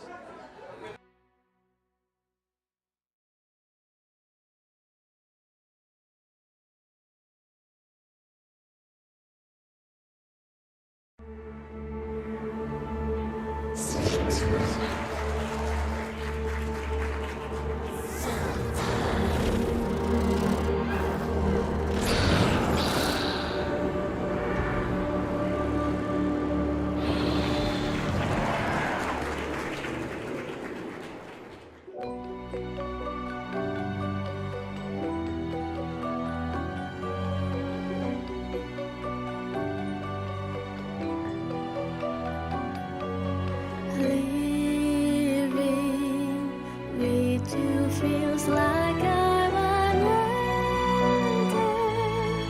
never living up to you.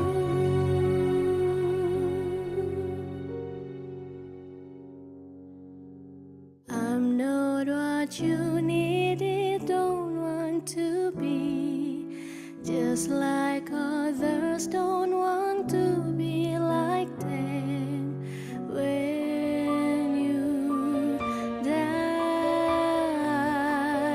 I felt fine.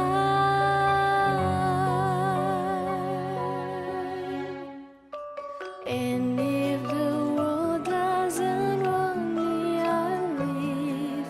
Then I'll just stay in the dark, away place like you, mother. I'm a monster. You left buried and laced, silently deafening. The sun forgets to shine, and the air I don't breathe.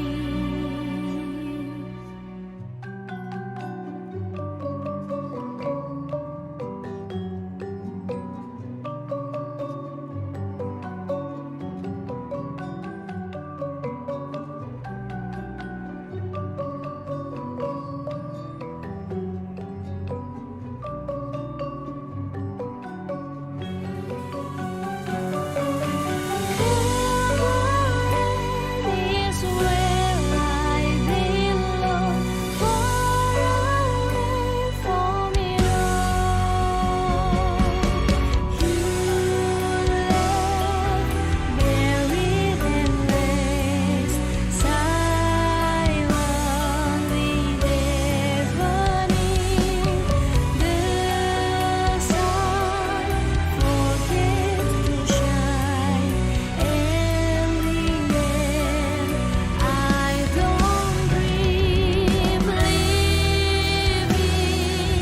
with you feels like I'm unwanted,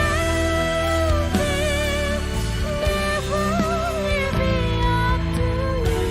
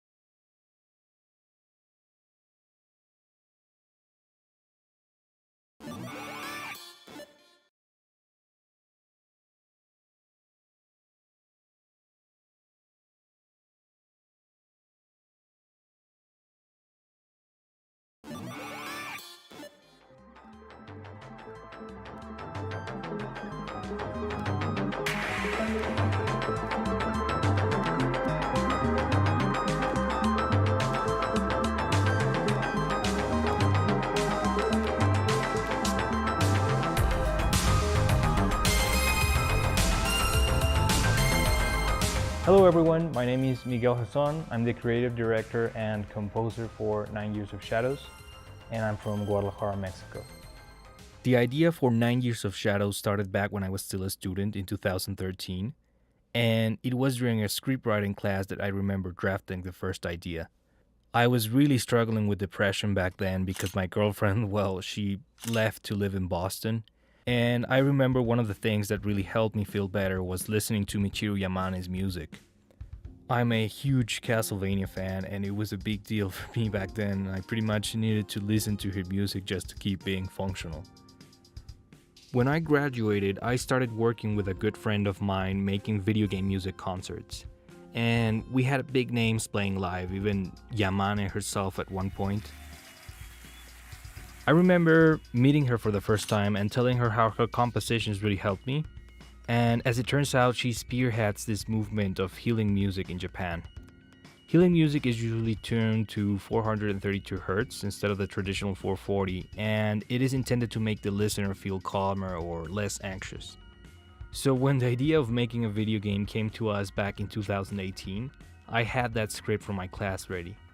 And while the clinical effectiveness of healing music is still debated, I loved the idea of using it because of the themes that surround the universe of the game.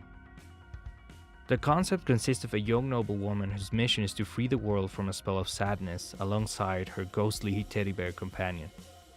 You'll get to explore a giant castle, expand your abilities, and experience heartwarming moments. The game is very 90s, inspired by shows like Saint Seiya and Sailor Moon, so I wanted to convey that nostalgia with the tones. I use a lot of dissonance and very clustered chords. The thing with clustered chords is you get that tangible conflict. I decided to use the piano as the main instrument, especially since it's a traditionally black and white instrument, and the spell that triggers the narrative in the game makes everything go black and white. I also like that slightly off-tune vibe that the 432 conveys. It reminds me of the sounds that you would get from a magnetic tape recorder if you were using synths. Here's an example.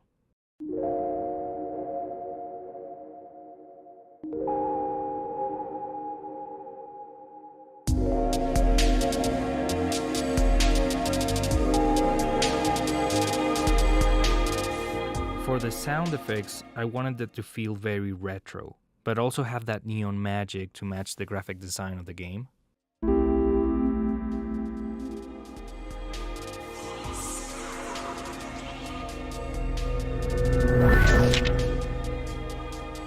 There are also epic moments that reference the elements.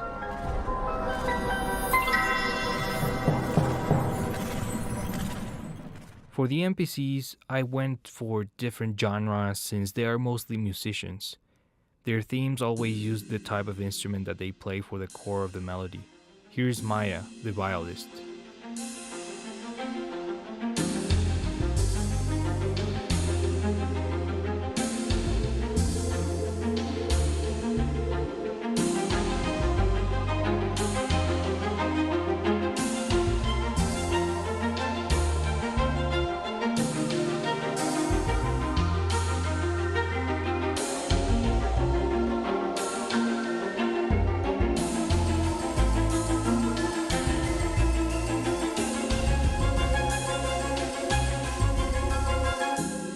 Miss Yamane is also a guest composer for the project, and she and her sister Kaori made this amazing piece for when you heal at the musical theater in the game.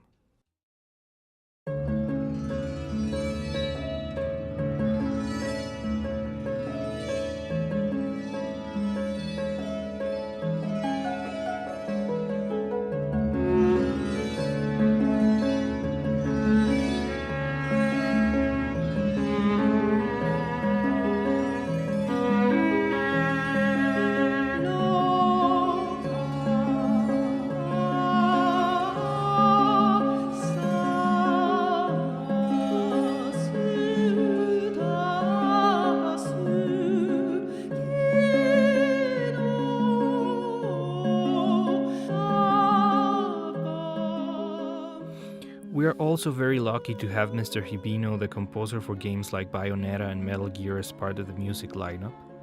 He came up with this amazing saxophone piece that has his in-game character playing it.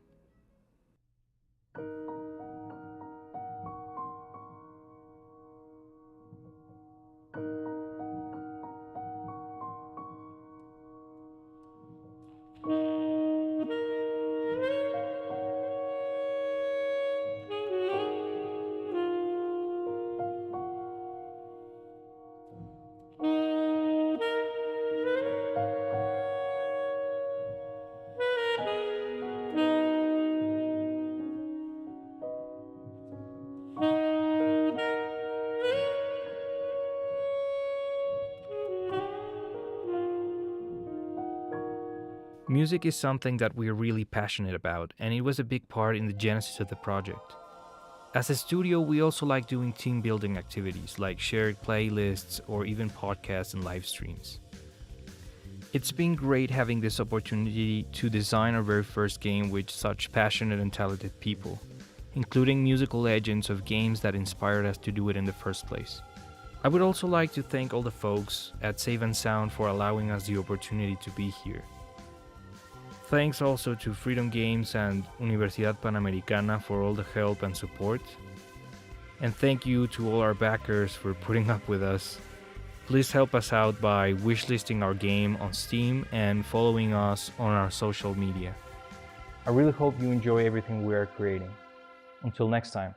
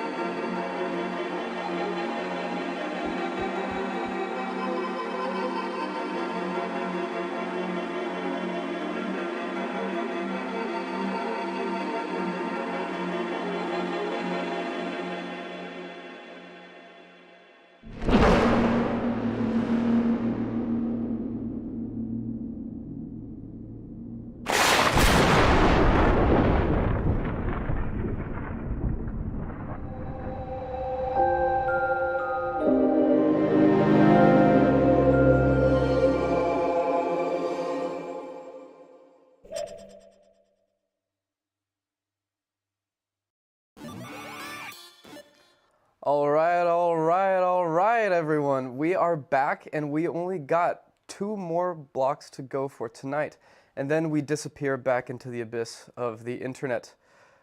Crowns and Pawns is available for purchase, Kabaret has a demo available, and 9 Years of Shadows is available for wishlist. So make sure to support the devs of the games that you've seen tonight. Even a small wishlist can make the largest difference. I'm going to be really sad to see you all go after this show is over, but I think that we've had a really nice, cozy time. So thank you again for tuning in. Our winner for the AMD graphics card, by the way, is Roth Sothi. So if you're still in the stream, shoot me a message on Twitter or Discord, and let me know the details. All right, this next block is very special. We will be kicking it off with our very own music man at Bedtime Digital Games, who goes by the stage name of Stoj Snack, and he will be singing some songs from Figment 2 Creed Valley, which is the game that we develop here at Bedtime. After that, we will have Wizard with a Gun, an online co-op sandbox survival game, who will be breaking down the soundtrack and sound design of the game. And we will end Block 5 with Spin Rhythm XD, an electronic music rhythm game who will be showcasing some tracks and levels. I think that you're gonna like it a lot. And you'll see me one more time after this block right here. Oh my God! All right, everyone, it is finally time. As is tradition, let us appreciate the lava lamp.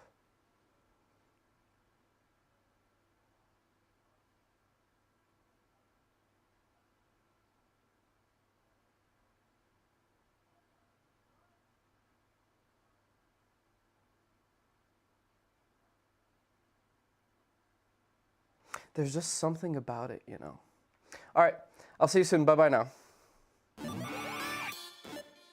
Hi everyone, thanks a lot for tuning in to my set. Gonna play a few songs here. The first one is of our upcoming game, Figment 2 Creed Valley. Hope you'll enjoy.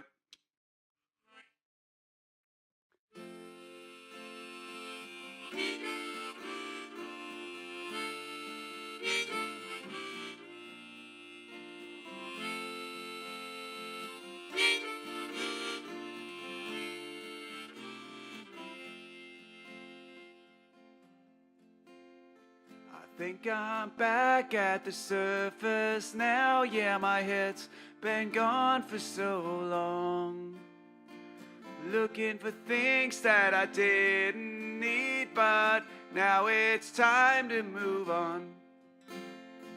Wherever we go, a home is not a house, as long as I'm with you. We'll work it out. This tangled walk down these pathways, we'll make it out if you hold my hand. Things may change, maybe it's okay that they don't turn out like we planned. Nothing stays the same. The only certainty I know, there's a million ways to work it out. So hold on, although hope seems far away. We're right here with our lives right before us. Yeah, hold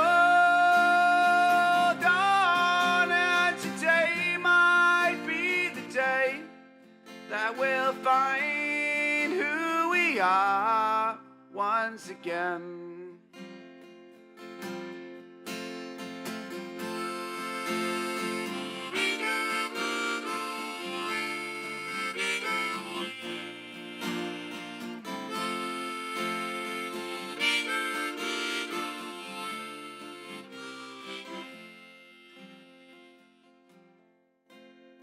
It seems to all purpose. Time shows no remorse. Soon all that you have left is grief over things that once was yours, and you will lose everything. You will lose everything. The summer turns to winter, the days turn into years. Your youthful face will wither, your smile will turn into tears. You will lose everything. You will lose everything.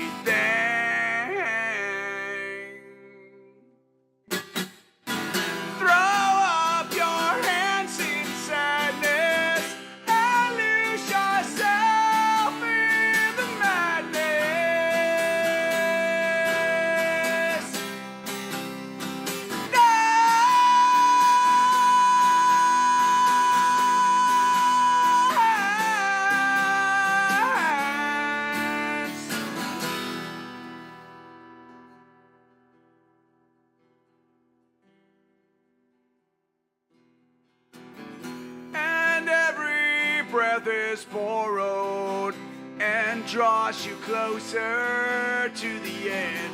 And each heartbeat a countdown to losing family and friends. You will lose everything.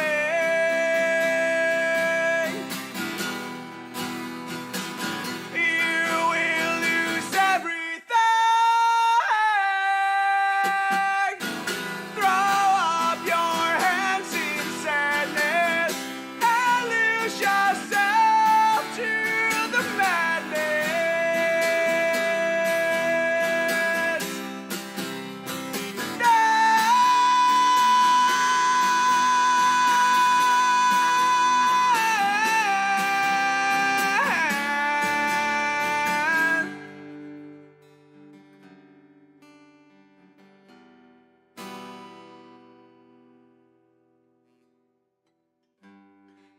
Everything dissolves in time, but things still count while we're alive.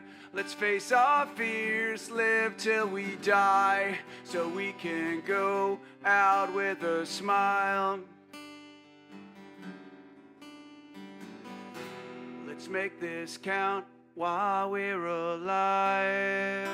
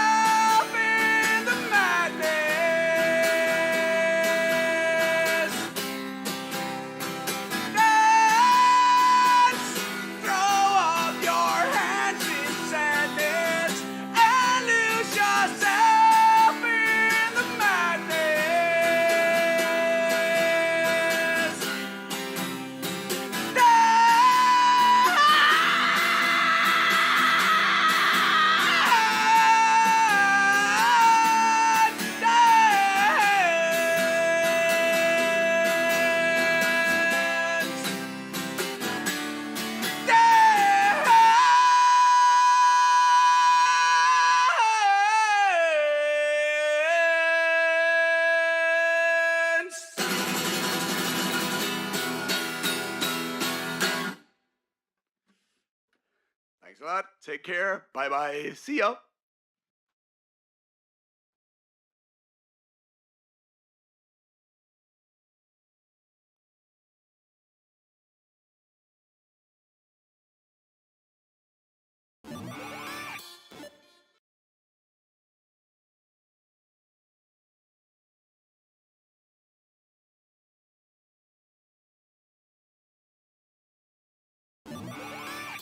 Hey there, I'm Ryan Ike, and I am the composer for Wizard with a Gun. It is so cool to be back again this year for Save and Sound 2022, and we are just super excited to show you a little bit of behind the scenes on this upcoming, adventure survival game, and kind of break down some of the music and sound design for you. So, before we get into all that, let's go ahead and take a look at the trailer.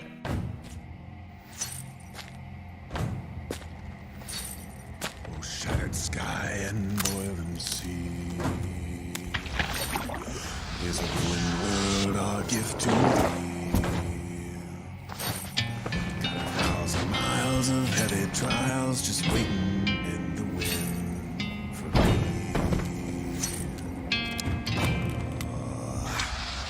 With a howling storm and a raging fire, I'll see it through this foolish life.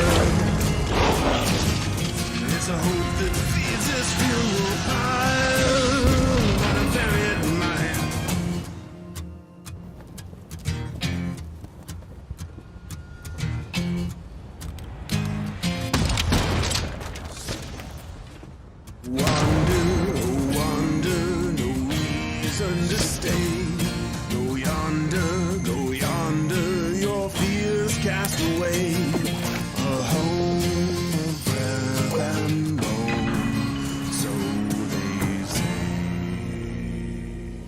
So for the soundtrack for Wizard with a Gun, I was going for this vibe that I've kind of been thinking of as like arcane Western, which means we've got this core of musical elements that you would consider part of like, you know, what you would hear in a Western movie or a Western game. So obviously guitars, you know, steel guitar, steel bass, heavy percussion like chains and tambourines and anvils and that kind of thing. But then it's combined with this, you know, heavy use of these kind of cosmic, spacey, you know, kind of 80s era sounding synthesizers to hopefully sort of make it feel like, okay, it's a Western, but it's also, you know, calling out to something more kind of magical and just weird and interesting sounding. I keep saying I just want to make a soundtrack that you could paint on the side of a van. So that's kind of the vibe here. So what we're gonna do is break down some of the different tracks that I've worked on, starting with the one from the trailer you just heard, and kind of try to walk you through the composition process and how I'm kind of trying to combine these two elements together to give you that kind of vibe of a Western, but with magical elements. Hey, so this is the Logic Pro project file for that song you heard in the trailer, which is called Breath and Bone. The people in this game kind of don't have a home anymore, or the home that they thought they knew. You know, their world is pretty jacked up. But kind of the home they have is the one that is your body and your soul and who you are. You know, the breath and the bone and what makes up you and your courage and that kind of thing. It sounded cool in my head, so I don't want to hear it. You know, don't at me about what a stupid title that is. I thought it was great at the time, and now it has to stay great forever, because that's what it is. This track was kind of about both setting the tone of what the WizGun soundtrack is kind of going to be like. So again, that magical Western idea, like Western elements, but with this kind of arcane synthetic sound happening in there, and this kind of otherworldliness. But also this song is supposed to sort of set the emotional tone, because the trailer is kind of also trying to show off like what a kind of bleak world this is. Let's face it, if you woke up tomorrow and, you know, the world was ripped into actual physical, literal different pieces that were floating, you know, apart from each other because your predecessors had messed with chaos magic that they shouldn't have. Would you go have brunch with the crew? You know, post a picture of you all drinking mimosas and, you know, comment like living, laughing, loving Los Angeles?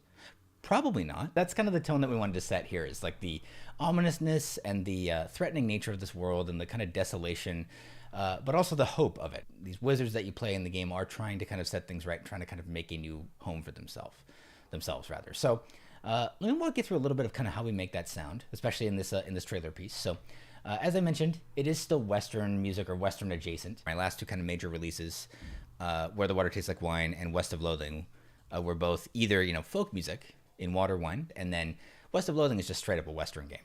You know, it's Western comedy with still a lot of like Morricone sort of sound. And so I wanted this to be different. You know, since it's based on wizards, it's based on magic, I wanted it to be Western elements, but also have this kind of undercurrent of like the arcane and the magical. So obviously you got your Western stuff. Up here, these orange regions that you're seeing, these are my guitars. I don't know why I color string instruments orange, but I just always have.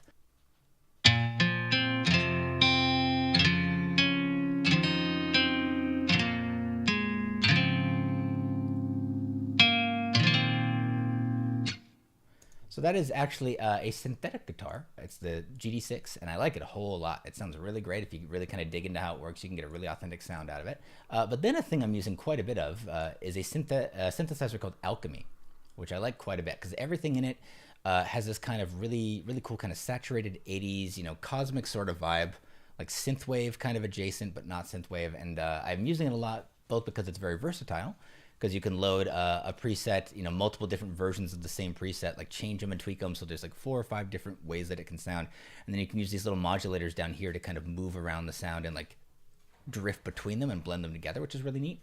But also I think if you're just trying to set a certain feeling and vibe for a score that you're working on, using a lot of the same synthesizer throughout is a really good way to kind of achieve that, even if you're using different presets or different instruments that you're making in that synthesizer. So for example, here's this just kind of like ominous hum that I made with it.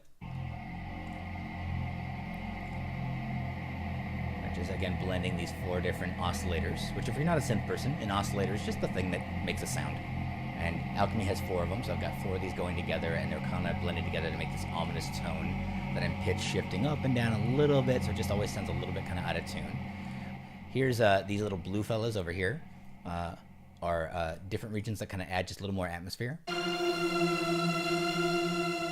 we've got some delay and reverb and echo on them, so they, again, they have that just kind of mystical, like, you know, kind of eternal, you know, old world kind of sound. Like, I don't know quite how to describe it, but just like you're finding something ancient and lost and that kind of thing. And then for percussion, I just want things to be heavy as heck. These are actually a bunch of stomps that I am using. So like actual stomp sound effects. People stomping their feet on risers and that kind of thing. But I want it to sound like there's like a chorus of people like watching this track happen, or there's a big crowd of people like at a some kind of assembly or something, you know, just make it feel like it's a moment that people are participating in. And then I've got some Japanese taiko drums. If you're not familiar with taiko, it's just a very large traditional Japanese drums that you beat with these like kind of big wooden rods, and when there's a big ensemble of them, they just sound epic as heck. So you get a little of this. And then later on, they get heavier. They sound closer, you know. And then last thing is I like to use these in quite a bit of my work is these frame drums. Have this very cool like cinematic sound that fits with a lot of different types of music.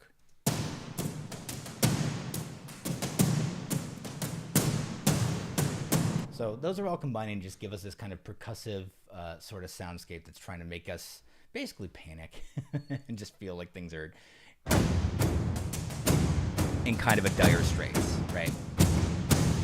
And then one of my favorite things that I came up with on this track, which is not to say it's that smart, it's just a thing that really helped sell it for me, was I had all this other stuff. I had the guitars and a bunch of these synths and everything. I was just like, what is missing? Like it doesn't feel ominous enough. It doesn't feel epic enough. And finally I landed on just like recording some various like big metal chains, like bike chains and stuff rattling. And I found a few library ones as well. And so I've got a bunch of different layers of these, actually. These kind of dark purple regions down here are each different chain sounds. So we got, that one's pitched way down. You hear how low that is? That one's a little bit higher and it's very brief. So you can see we got all these different elements here, but when we add them all together, you end up with something like this. I wish I could say what that's supposed to evoke. But it's just something about it makes it sound like something epic is coming. The sound of just these metallic, you know, it makes you think of drawbridges and I don't know what, but you end up with this. And then you got kind of our centerpiece of the whole thing, which is, of course, there's this character in game called the Bard, who, you know, I can't say too much about yet, but they are somebody who is sort of keeping track of the history of the world and what it was and what it's going to be. And, of course, since they're a Bard, they do that through song. And we wanted the Bard to appear in this initial trailer and actually like be singing about the state of things. We worked with an amazing performer named M. Garrett Steele, and they are wonderful to work with. And their normal speaking voice is just completely smooth and like honey. They don't sound like they smoke 85 packs of cigarettes a day normally. And I've asked them many times, like, are you dying by me making you do this? Are you going to be okay? And they keep claiming that they're fine.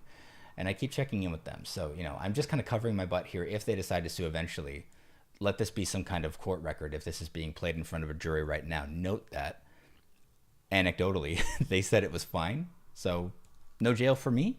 But they are so good at doing this thing that a lot of singers have difficulty with, which is kind of voice acting while singing. Like they're going way outside of what their voice normally sounds like and giving us a super gruff, super grizzled kind of old character who's seen a lot. And so they sound like this. Oh, shattered sky and boiling sea. Like, what the heck? You know, they sound nothing like that in real life. They sound completely, you know, smooth and, you know, have a wonderful voice, but it's not like this. Just so scratchy and raspy and, you know, like it's just been through hell, and yet still keeping the pitch, which is really important, again, for selling that kind of ominous, just haggard tone of this world being, you know, just over it. And yeah, it's a real centerpiece of this whole thing. And you know, Garrett's process, I couldn't tell you what it was, but they can, and here they are to do that. My name's Garrett Steele. I voiced the Bard. The Bard was there when Hilda and her original band of heroes were trying to stop the world from ending, and that didn't go well. So now he's here passing on what he knows about the world and about what went wrong to the players. I've always been really interested in what do you do when the world's already ended? How do you find hope? Where do you go from there? And it's been a great way to explore that. It turns out I didn't actually have to try that hard to inhabit that role. Yeah, so that's kind of the basic vibe of a lot of these. It's the core of Western elements. You got your bass, you got your guitar, you got your, like, you know, tubular bells and anvils and those kind of things that make up a classic Western score. You have synthesized elements, usually using alchemy, but not always. Wander, oh wander, no reason to stay. So you see what I mean? They're providing this kind of gruff grounding to this whole thing, but then you've got these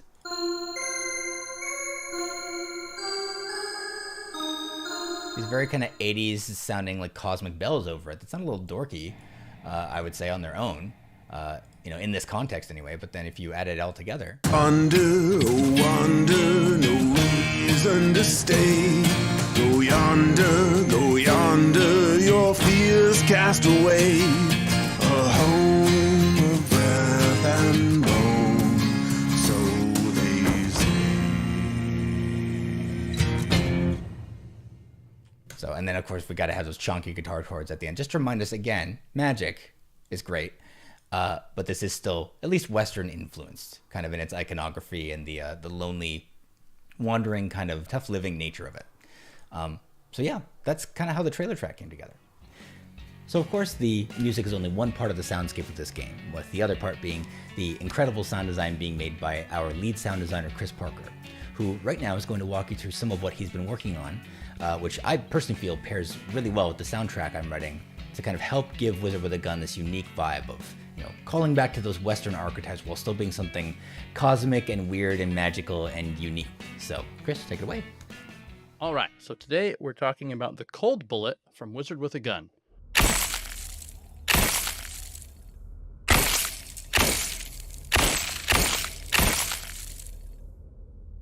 And now we can break it down a little bit. So, this is the sound of the default bullet on the pistol specifically with no spells. But in order to create the sounds of the spells in the game, most of the sound of that gunshot needs to get out of the way of everything else. So what I did is I stripped that down to more of its basic components and then split it up here into 2 tracks to allow for adjustments both in timing and volume. And that takes a whole back half of that trail out to give more room for everything else that happens. So in this track here, we have glass breaking, run through a couple of different effects. Now, thematically, there are going to be a lot of consistencies here in this sound because you want to stick to elements that are appropriate for what you're trying to make. So a lot of this is going to be ice, jingly things, glass, anything sparkly sounding. There really are just the main like 3 or 4 components to this in a bunch of different forms. Here's the next one, which I believe is the back half of a magic ice spell that I actually got from a different library, which is just like this dry. Not especially interesting all on its own otherwise. This track here is just something to add a little bit of sweetness to the front, give it a little bit more hit for the initial firing. Basically just white noise. It's actually the beginning piece of a whole ice breaking spell here, but I just needed the front.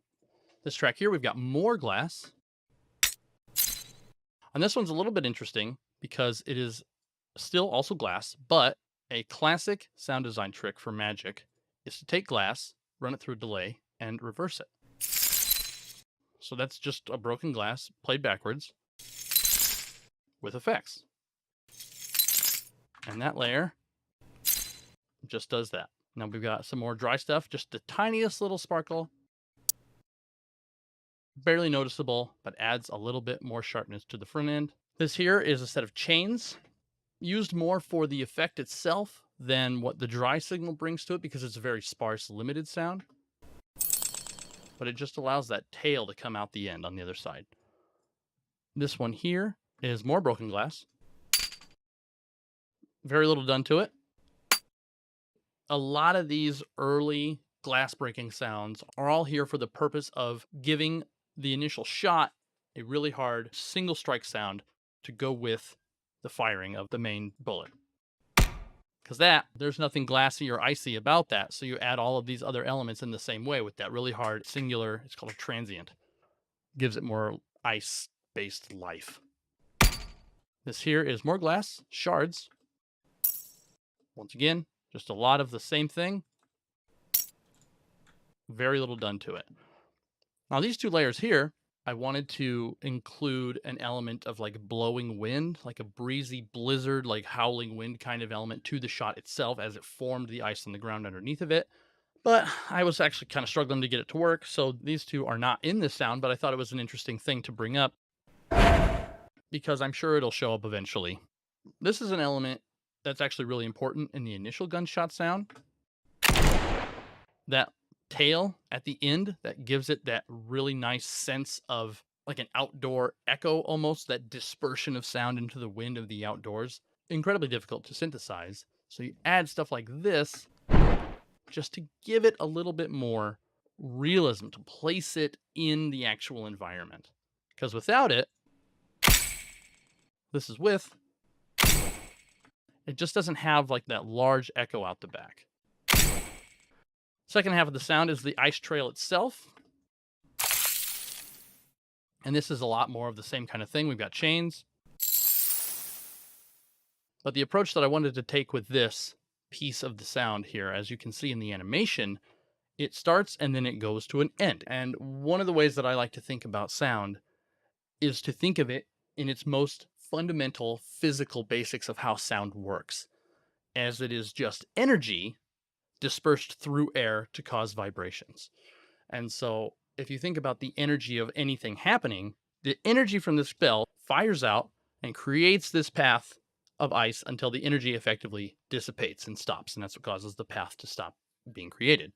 And so I wanted the ice trail to have this element of finality, of coming to a point, to getting thinner and quieter as the energy that's causing the trail to be created is also creating the sound of that trail and dispersing along with it. So anything that sounds loud with all of the different parts of the frequency spectrum, high and low, the bigger the sound, the more energy it has. The reverse also being true. Less is quieter. So this goes from having more robustness to it and then tapering out to really high and thin on all of these tracks for this effect.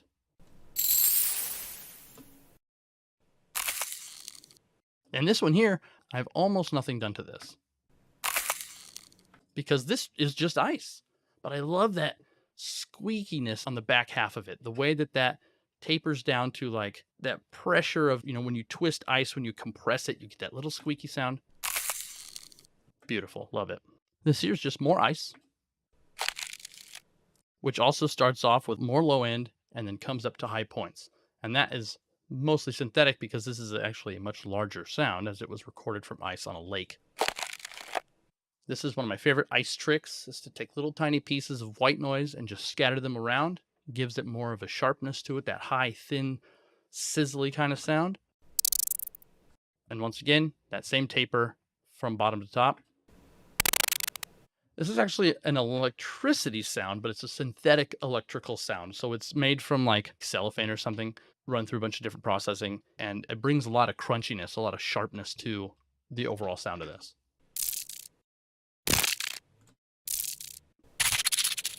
This is another pre-made magical ice spell that I'm repurposing for something else. I didn't make it, but it's in my library of stuff.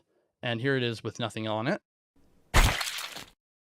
And it's almost watery. It seems more like a slush kind of sound, but just run it through there and give it that tremolo, that that stuttering kind of effect. There's more dynamic in that. You don't want just this constant sound. You've got all of these little ice crystals sort of forming very quickly, and each one of those you could consider to be a separate entity of something. So you want to have a lot of variety, a lot of crunchiness, a lot of build in how dynamic ice sounds are. And this last track is just some white noise for a couple of reasons. One, I find white noise to be really, really great for filling in the gaps of the frequencies where stuff otherwise doesn't really go. Like if you had a jar or like a bucket that you were filling up with big rocks, you have all of this airspace between them where there's nothing. But if you filled that up with sand, you have these very small granular bits because white noise covers the entire frequency spectrum. So you just take the white noise and you use it to fill in the gaps. It gives the sound much more of a fullness and can bring a lot of stuff together. It's almost like a glue. And this also is great for giving this whole piece a nice sense of motion. Because if you get rid of that, it just doesn't work quite as well. And then this layer here is just a little bit of an afterthought, actually, that I had, where you've got the ice on the ground after the trail has formed, but I wanted to give it sort of a settling, like when you put ice in a glass of water and it sits there and it settles and there's no motion or anything, but you can hear the transfer of energy as things start to cool off and warm up and the ice cracks and you get these little crunchy, sort of tiny little sounds of the settling ice. I really like that a lot. I think it does a lot for the whole picture of this particular sound effect. And so now, once again, the whole thing. Oh, and just that little guy at the end. I love it. And now this here is the sound of the bullet actually hitting the ground, but then there will also be elements of it used for when it hits any particular enemy or anything like that.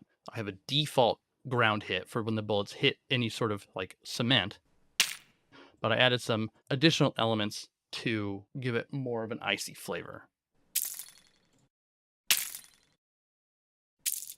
And this here, this is just more ice with very little done to it. This is your classic white noise trick once again. And now this here, just another glass recording. Same kind of effect. Has that nice clean sharp hit in the front with the delay running out the back end. Now this is just a variation. There are a handful of variations. This particular ice trail sequence has like 5 or 6 different versions that play randomly to give it more flavor. The shot itself has a collection of different boxes full of different layers, different versions of each layer. Like if I took this one and then I had 5 more of these that were similar but different and did that for 60% of the layers in this sound, and then you set them all up to pull something randomly from each of those boxes every time it plays. So you effectively take one sound and turn it into 1,000. It's one of my favorite things about sound design in games is the ability to create a lot of randomness through automation instead of having to manually do it over and over and over again yourself, which is great. And that is going to be it for this presentation. Thanks. Hooray for us all. Well, that's all we have for now. Thank you so much for joining us on this behind-the-scenes look at the music and sound design of Wizard with a Gun. We really hope you'll check it out. If you're interested, you can wishlist us on Steam, and you'll be made aware of when the game's going on early access or when it'll be available. And in general, just know that it's coming up pretty soon to PC and Nintendo Switch. So we really hope you'll give it a look. But for now, thanks for watching, and please enjoy the rest of Save & Sound 2022.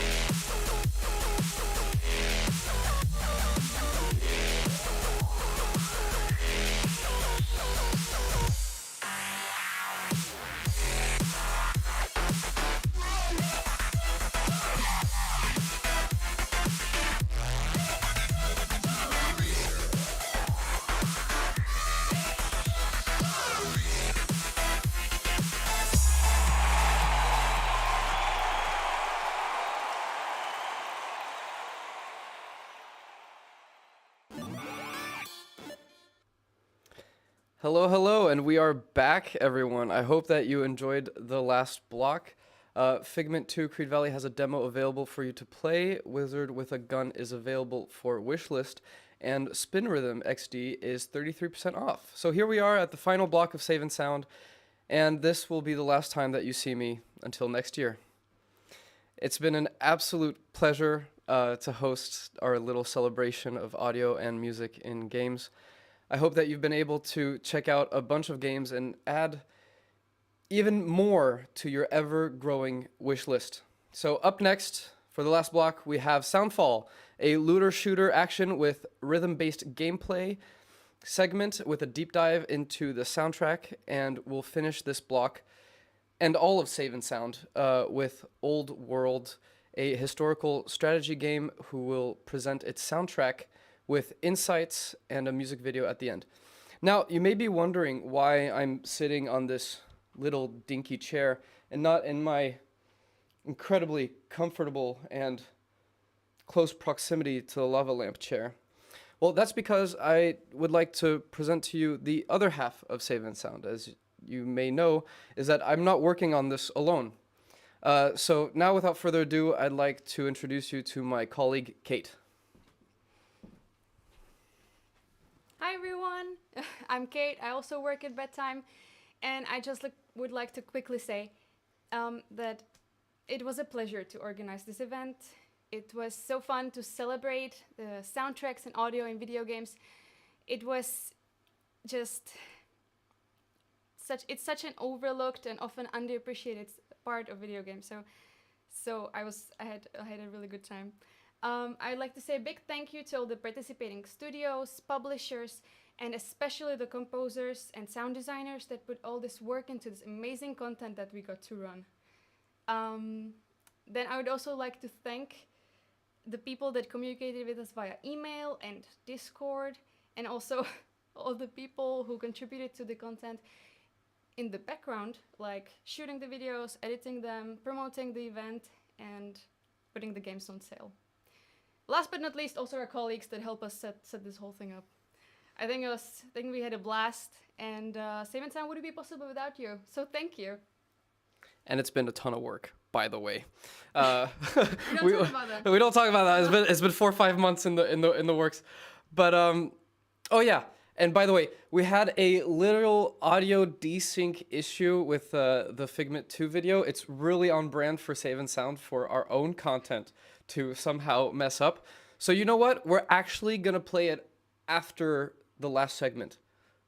Because we can. So that's it for Save and Sound, everyone.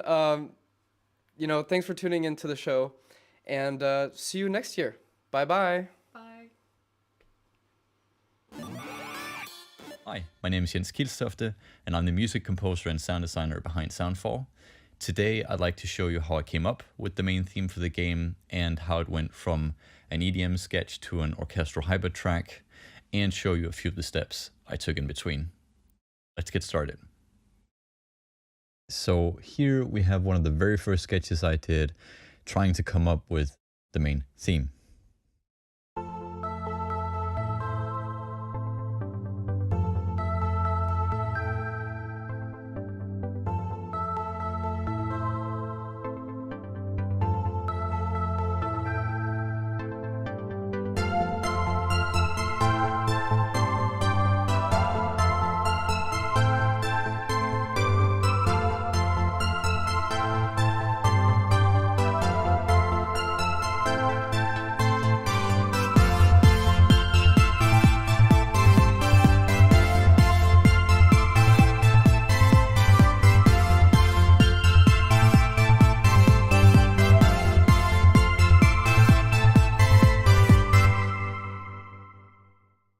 So for this one, I wanted to see if a trance riff would work, mainly because I absolutely love that genre of music, and I was already in that EDM mode, so to speak, cranking out similar sketches.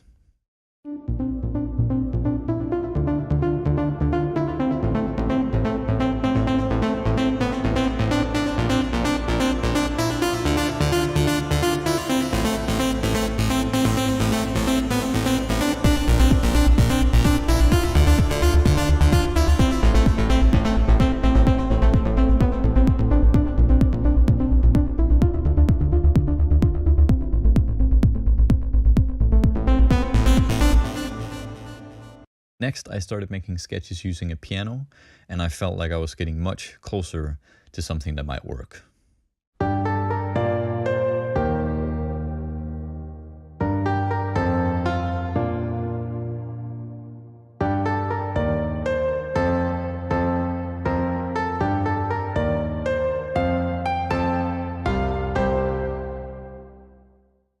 This wasn't quite there yet though.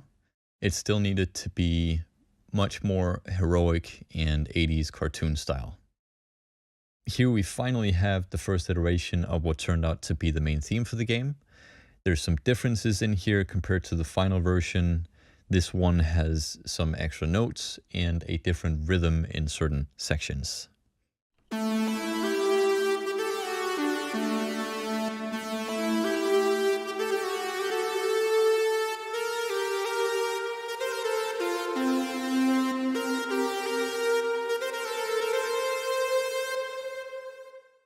Here we have the final iteration of the theme. It is also Melody's section of the trailer, where there's a background vocal and a pop fantasy inspired piano sound.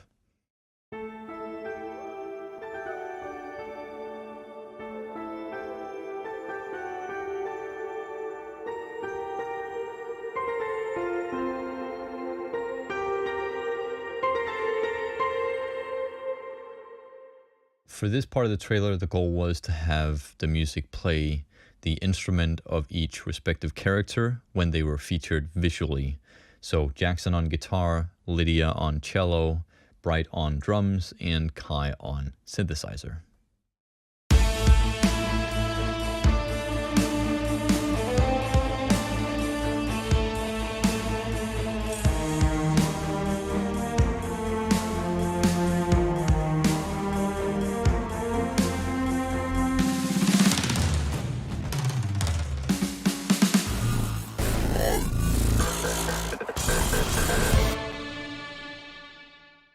Here we have the Discordian section leading into the final chorus of the track.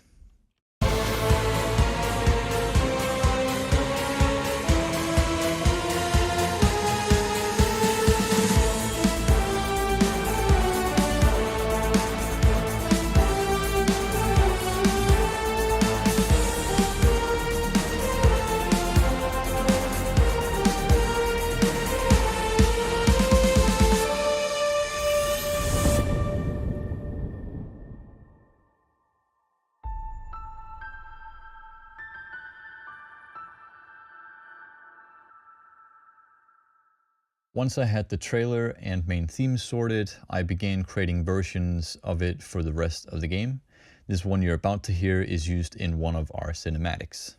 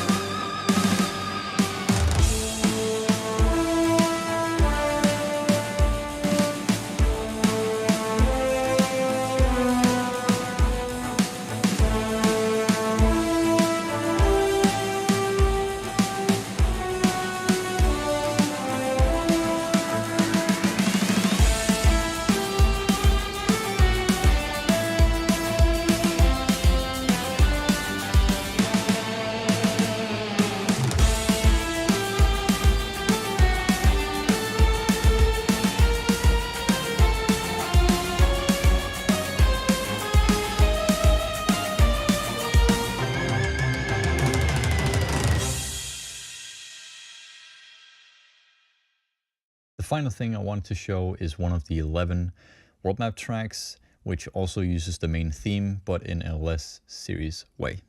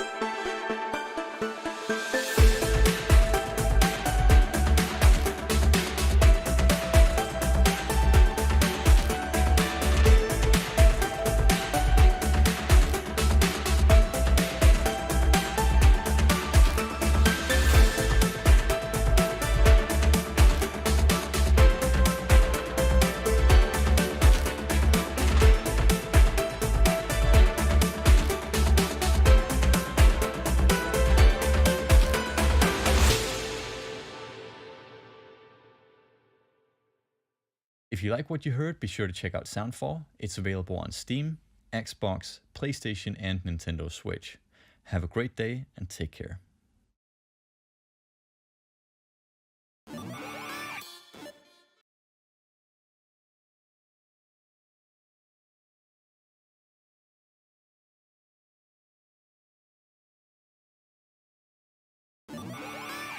am Layla Johnson, CEO and Creative Director at Mohawk Games, and today my guests are Christopher Tin, composer of our Old World soundtrack, and Soren Johnson, the lead designer of the game Old World.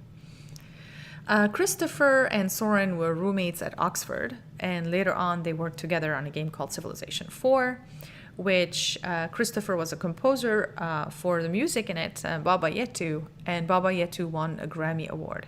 Not just that, that created history for the games industry because it was the first game ever to win a Grammy Award.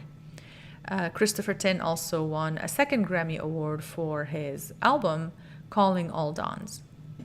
We continued working with Christopher once we founded Mohawk Games, and he created a whole soundtrack for us on Off-World Trading Company.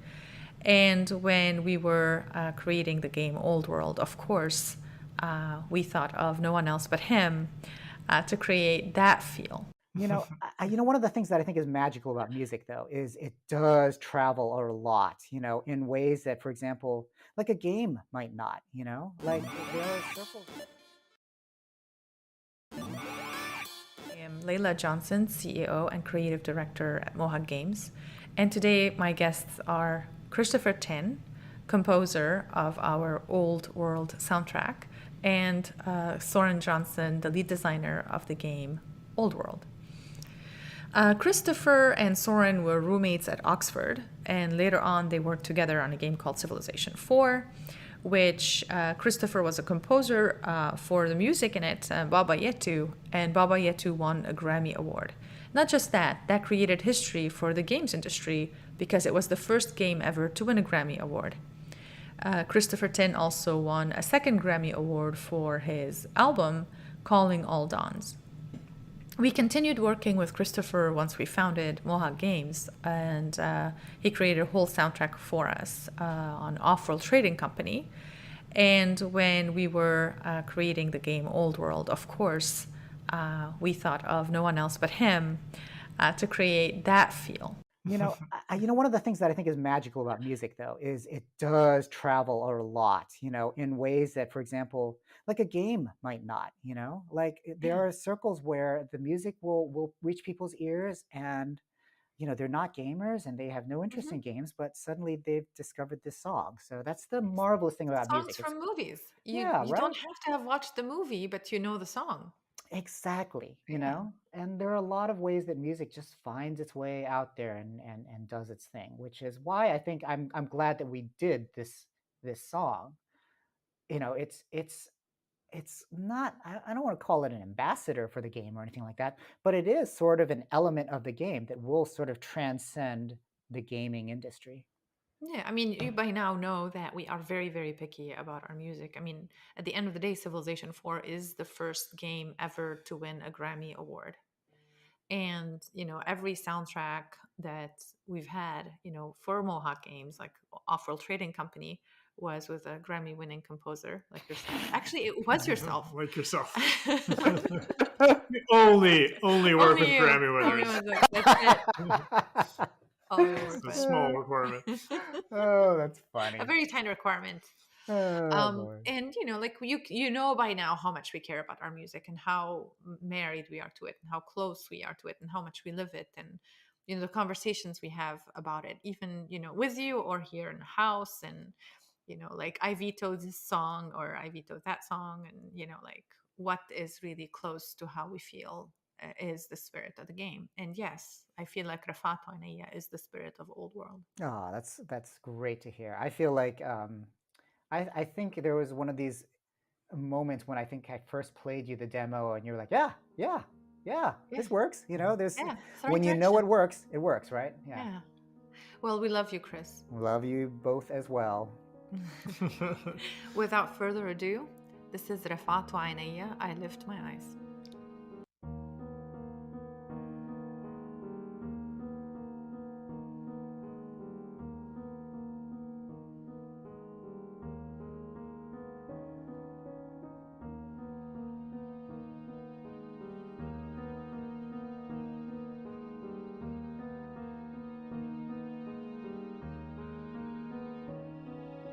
رفعت عيني إلى الجبال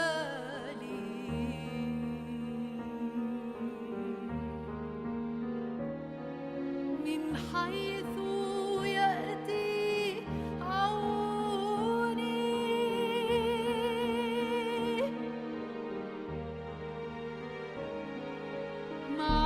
معونتي من عند الرب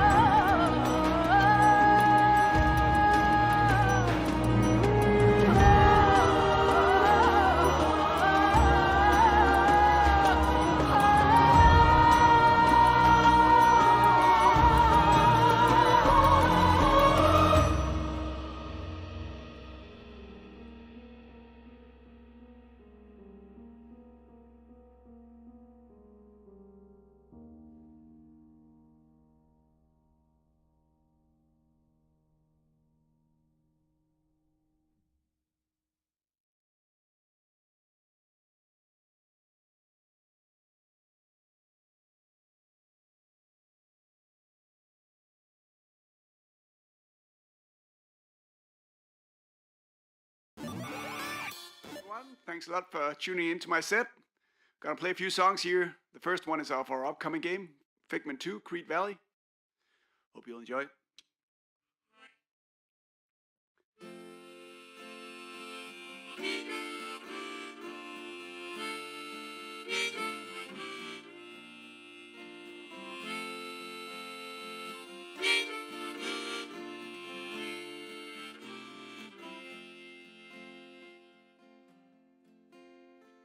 Think I'm back at the surface now. Yeah, my head's been gone for so long.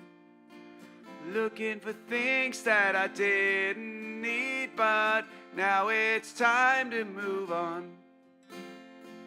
Wherever we go, a home is not a house. As long as I'm with you, we'll work it out. This tangled walk down these pathways, we'll make it out if you hold my hand. Things may change, maybe it's okay that they don't turn out like we planned. Nothing stays the same. The only certainty I know, there's a million ways to work it out. So hold on, although hope seems far away. We're right here with our lives right before us. Yeah, hold on, and today might be the day that we'll find who we are once again.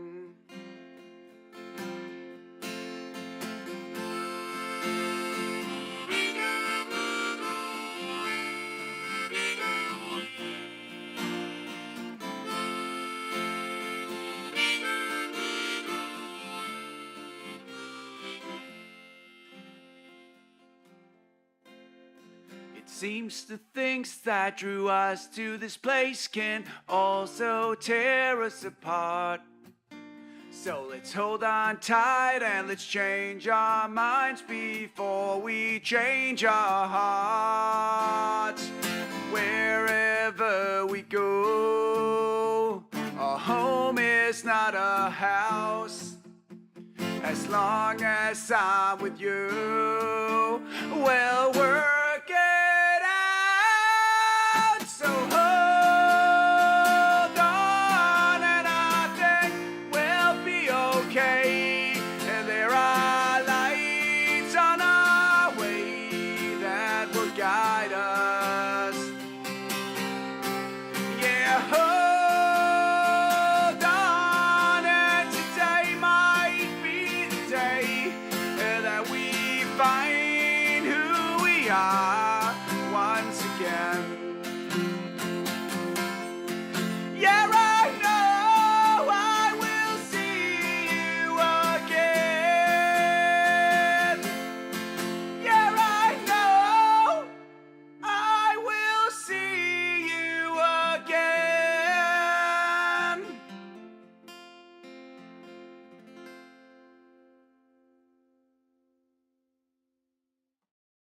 Cheers, everyone. Thanks a lot for sticking around.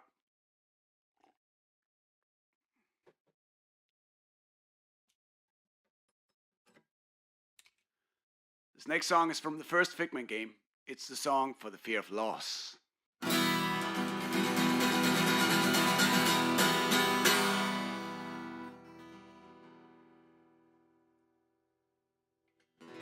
You will lose face and all your keys, all purpose. Time shows no remorse. Soon all that you have left is grief over things that once was yours, and you will lose everything.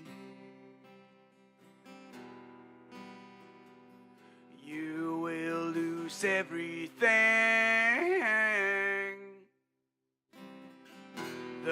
summer turns to winter, the days turn into years. Your youthful face will wither, your smile will turn into tears.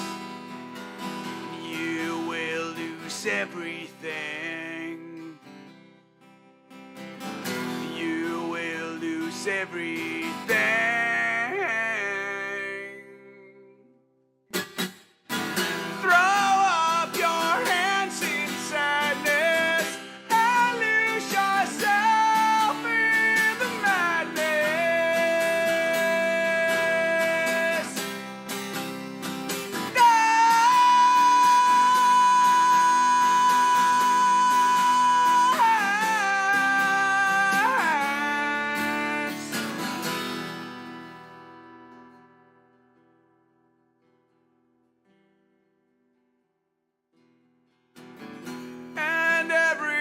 Breath is borrowed and draws you closer to the end, and each heartbeat a countdown to losing family and friends. You will lose everything.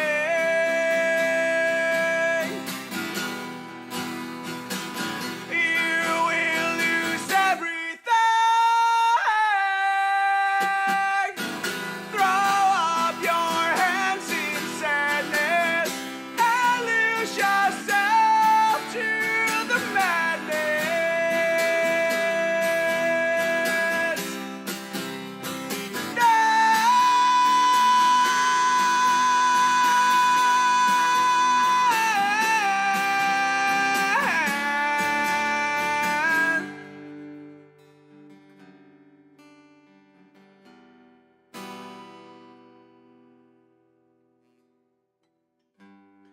Everything dissolves in time, but things still count while we're alive. Let's face our fears, live till we die, so we can go out with a smile. Let's make this count while we're alive.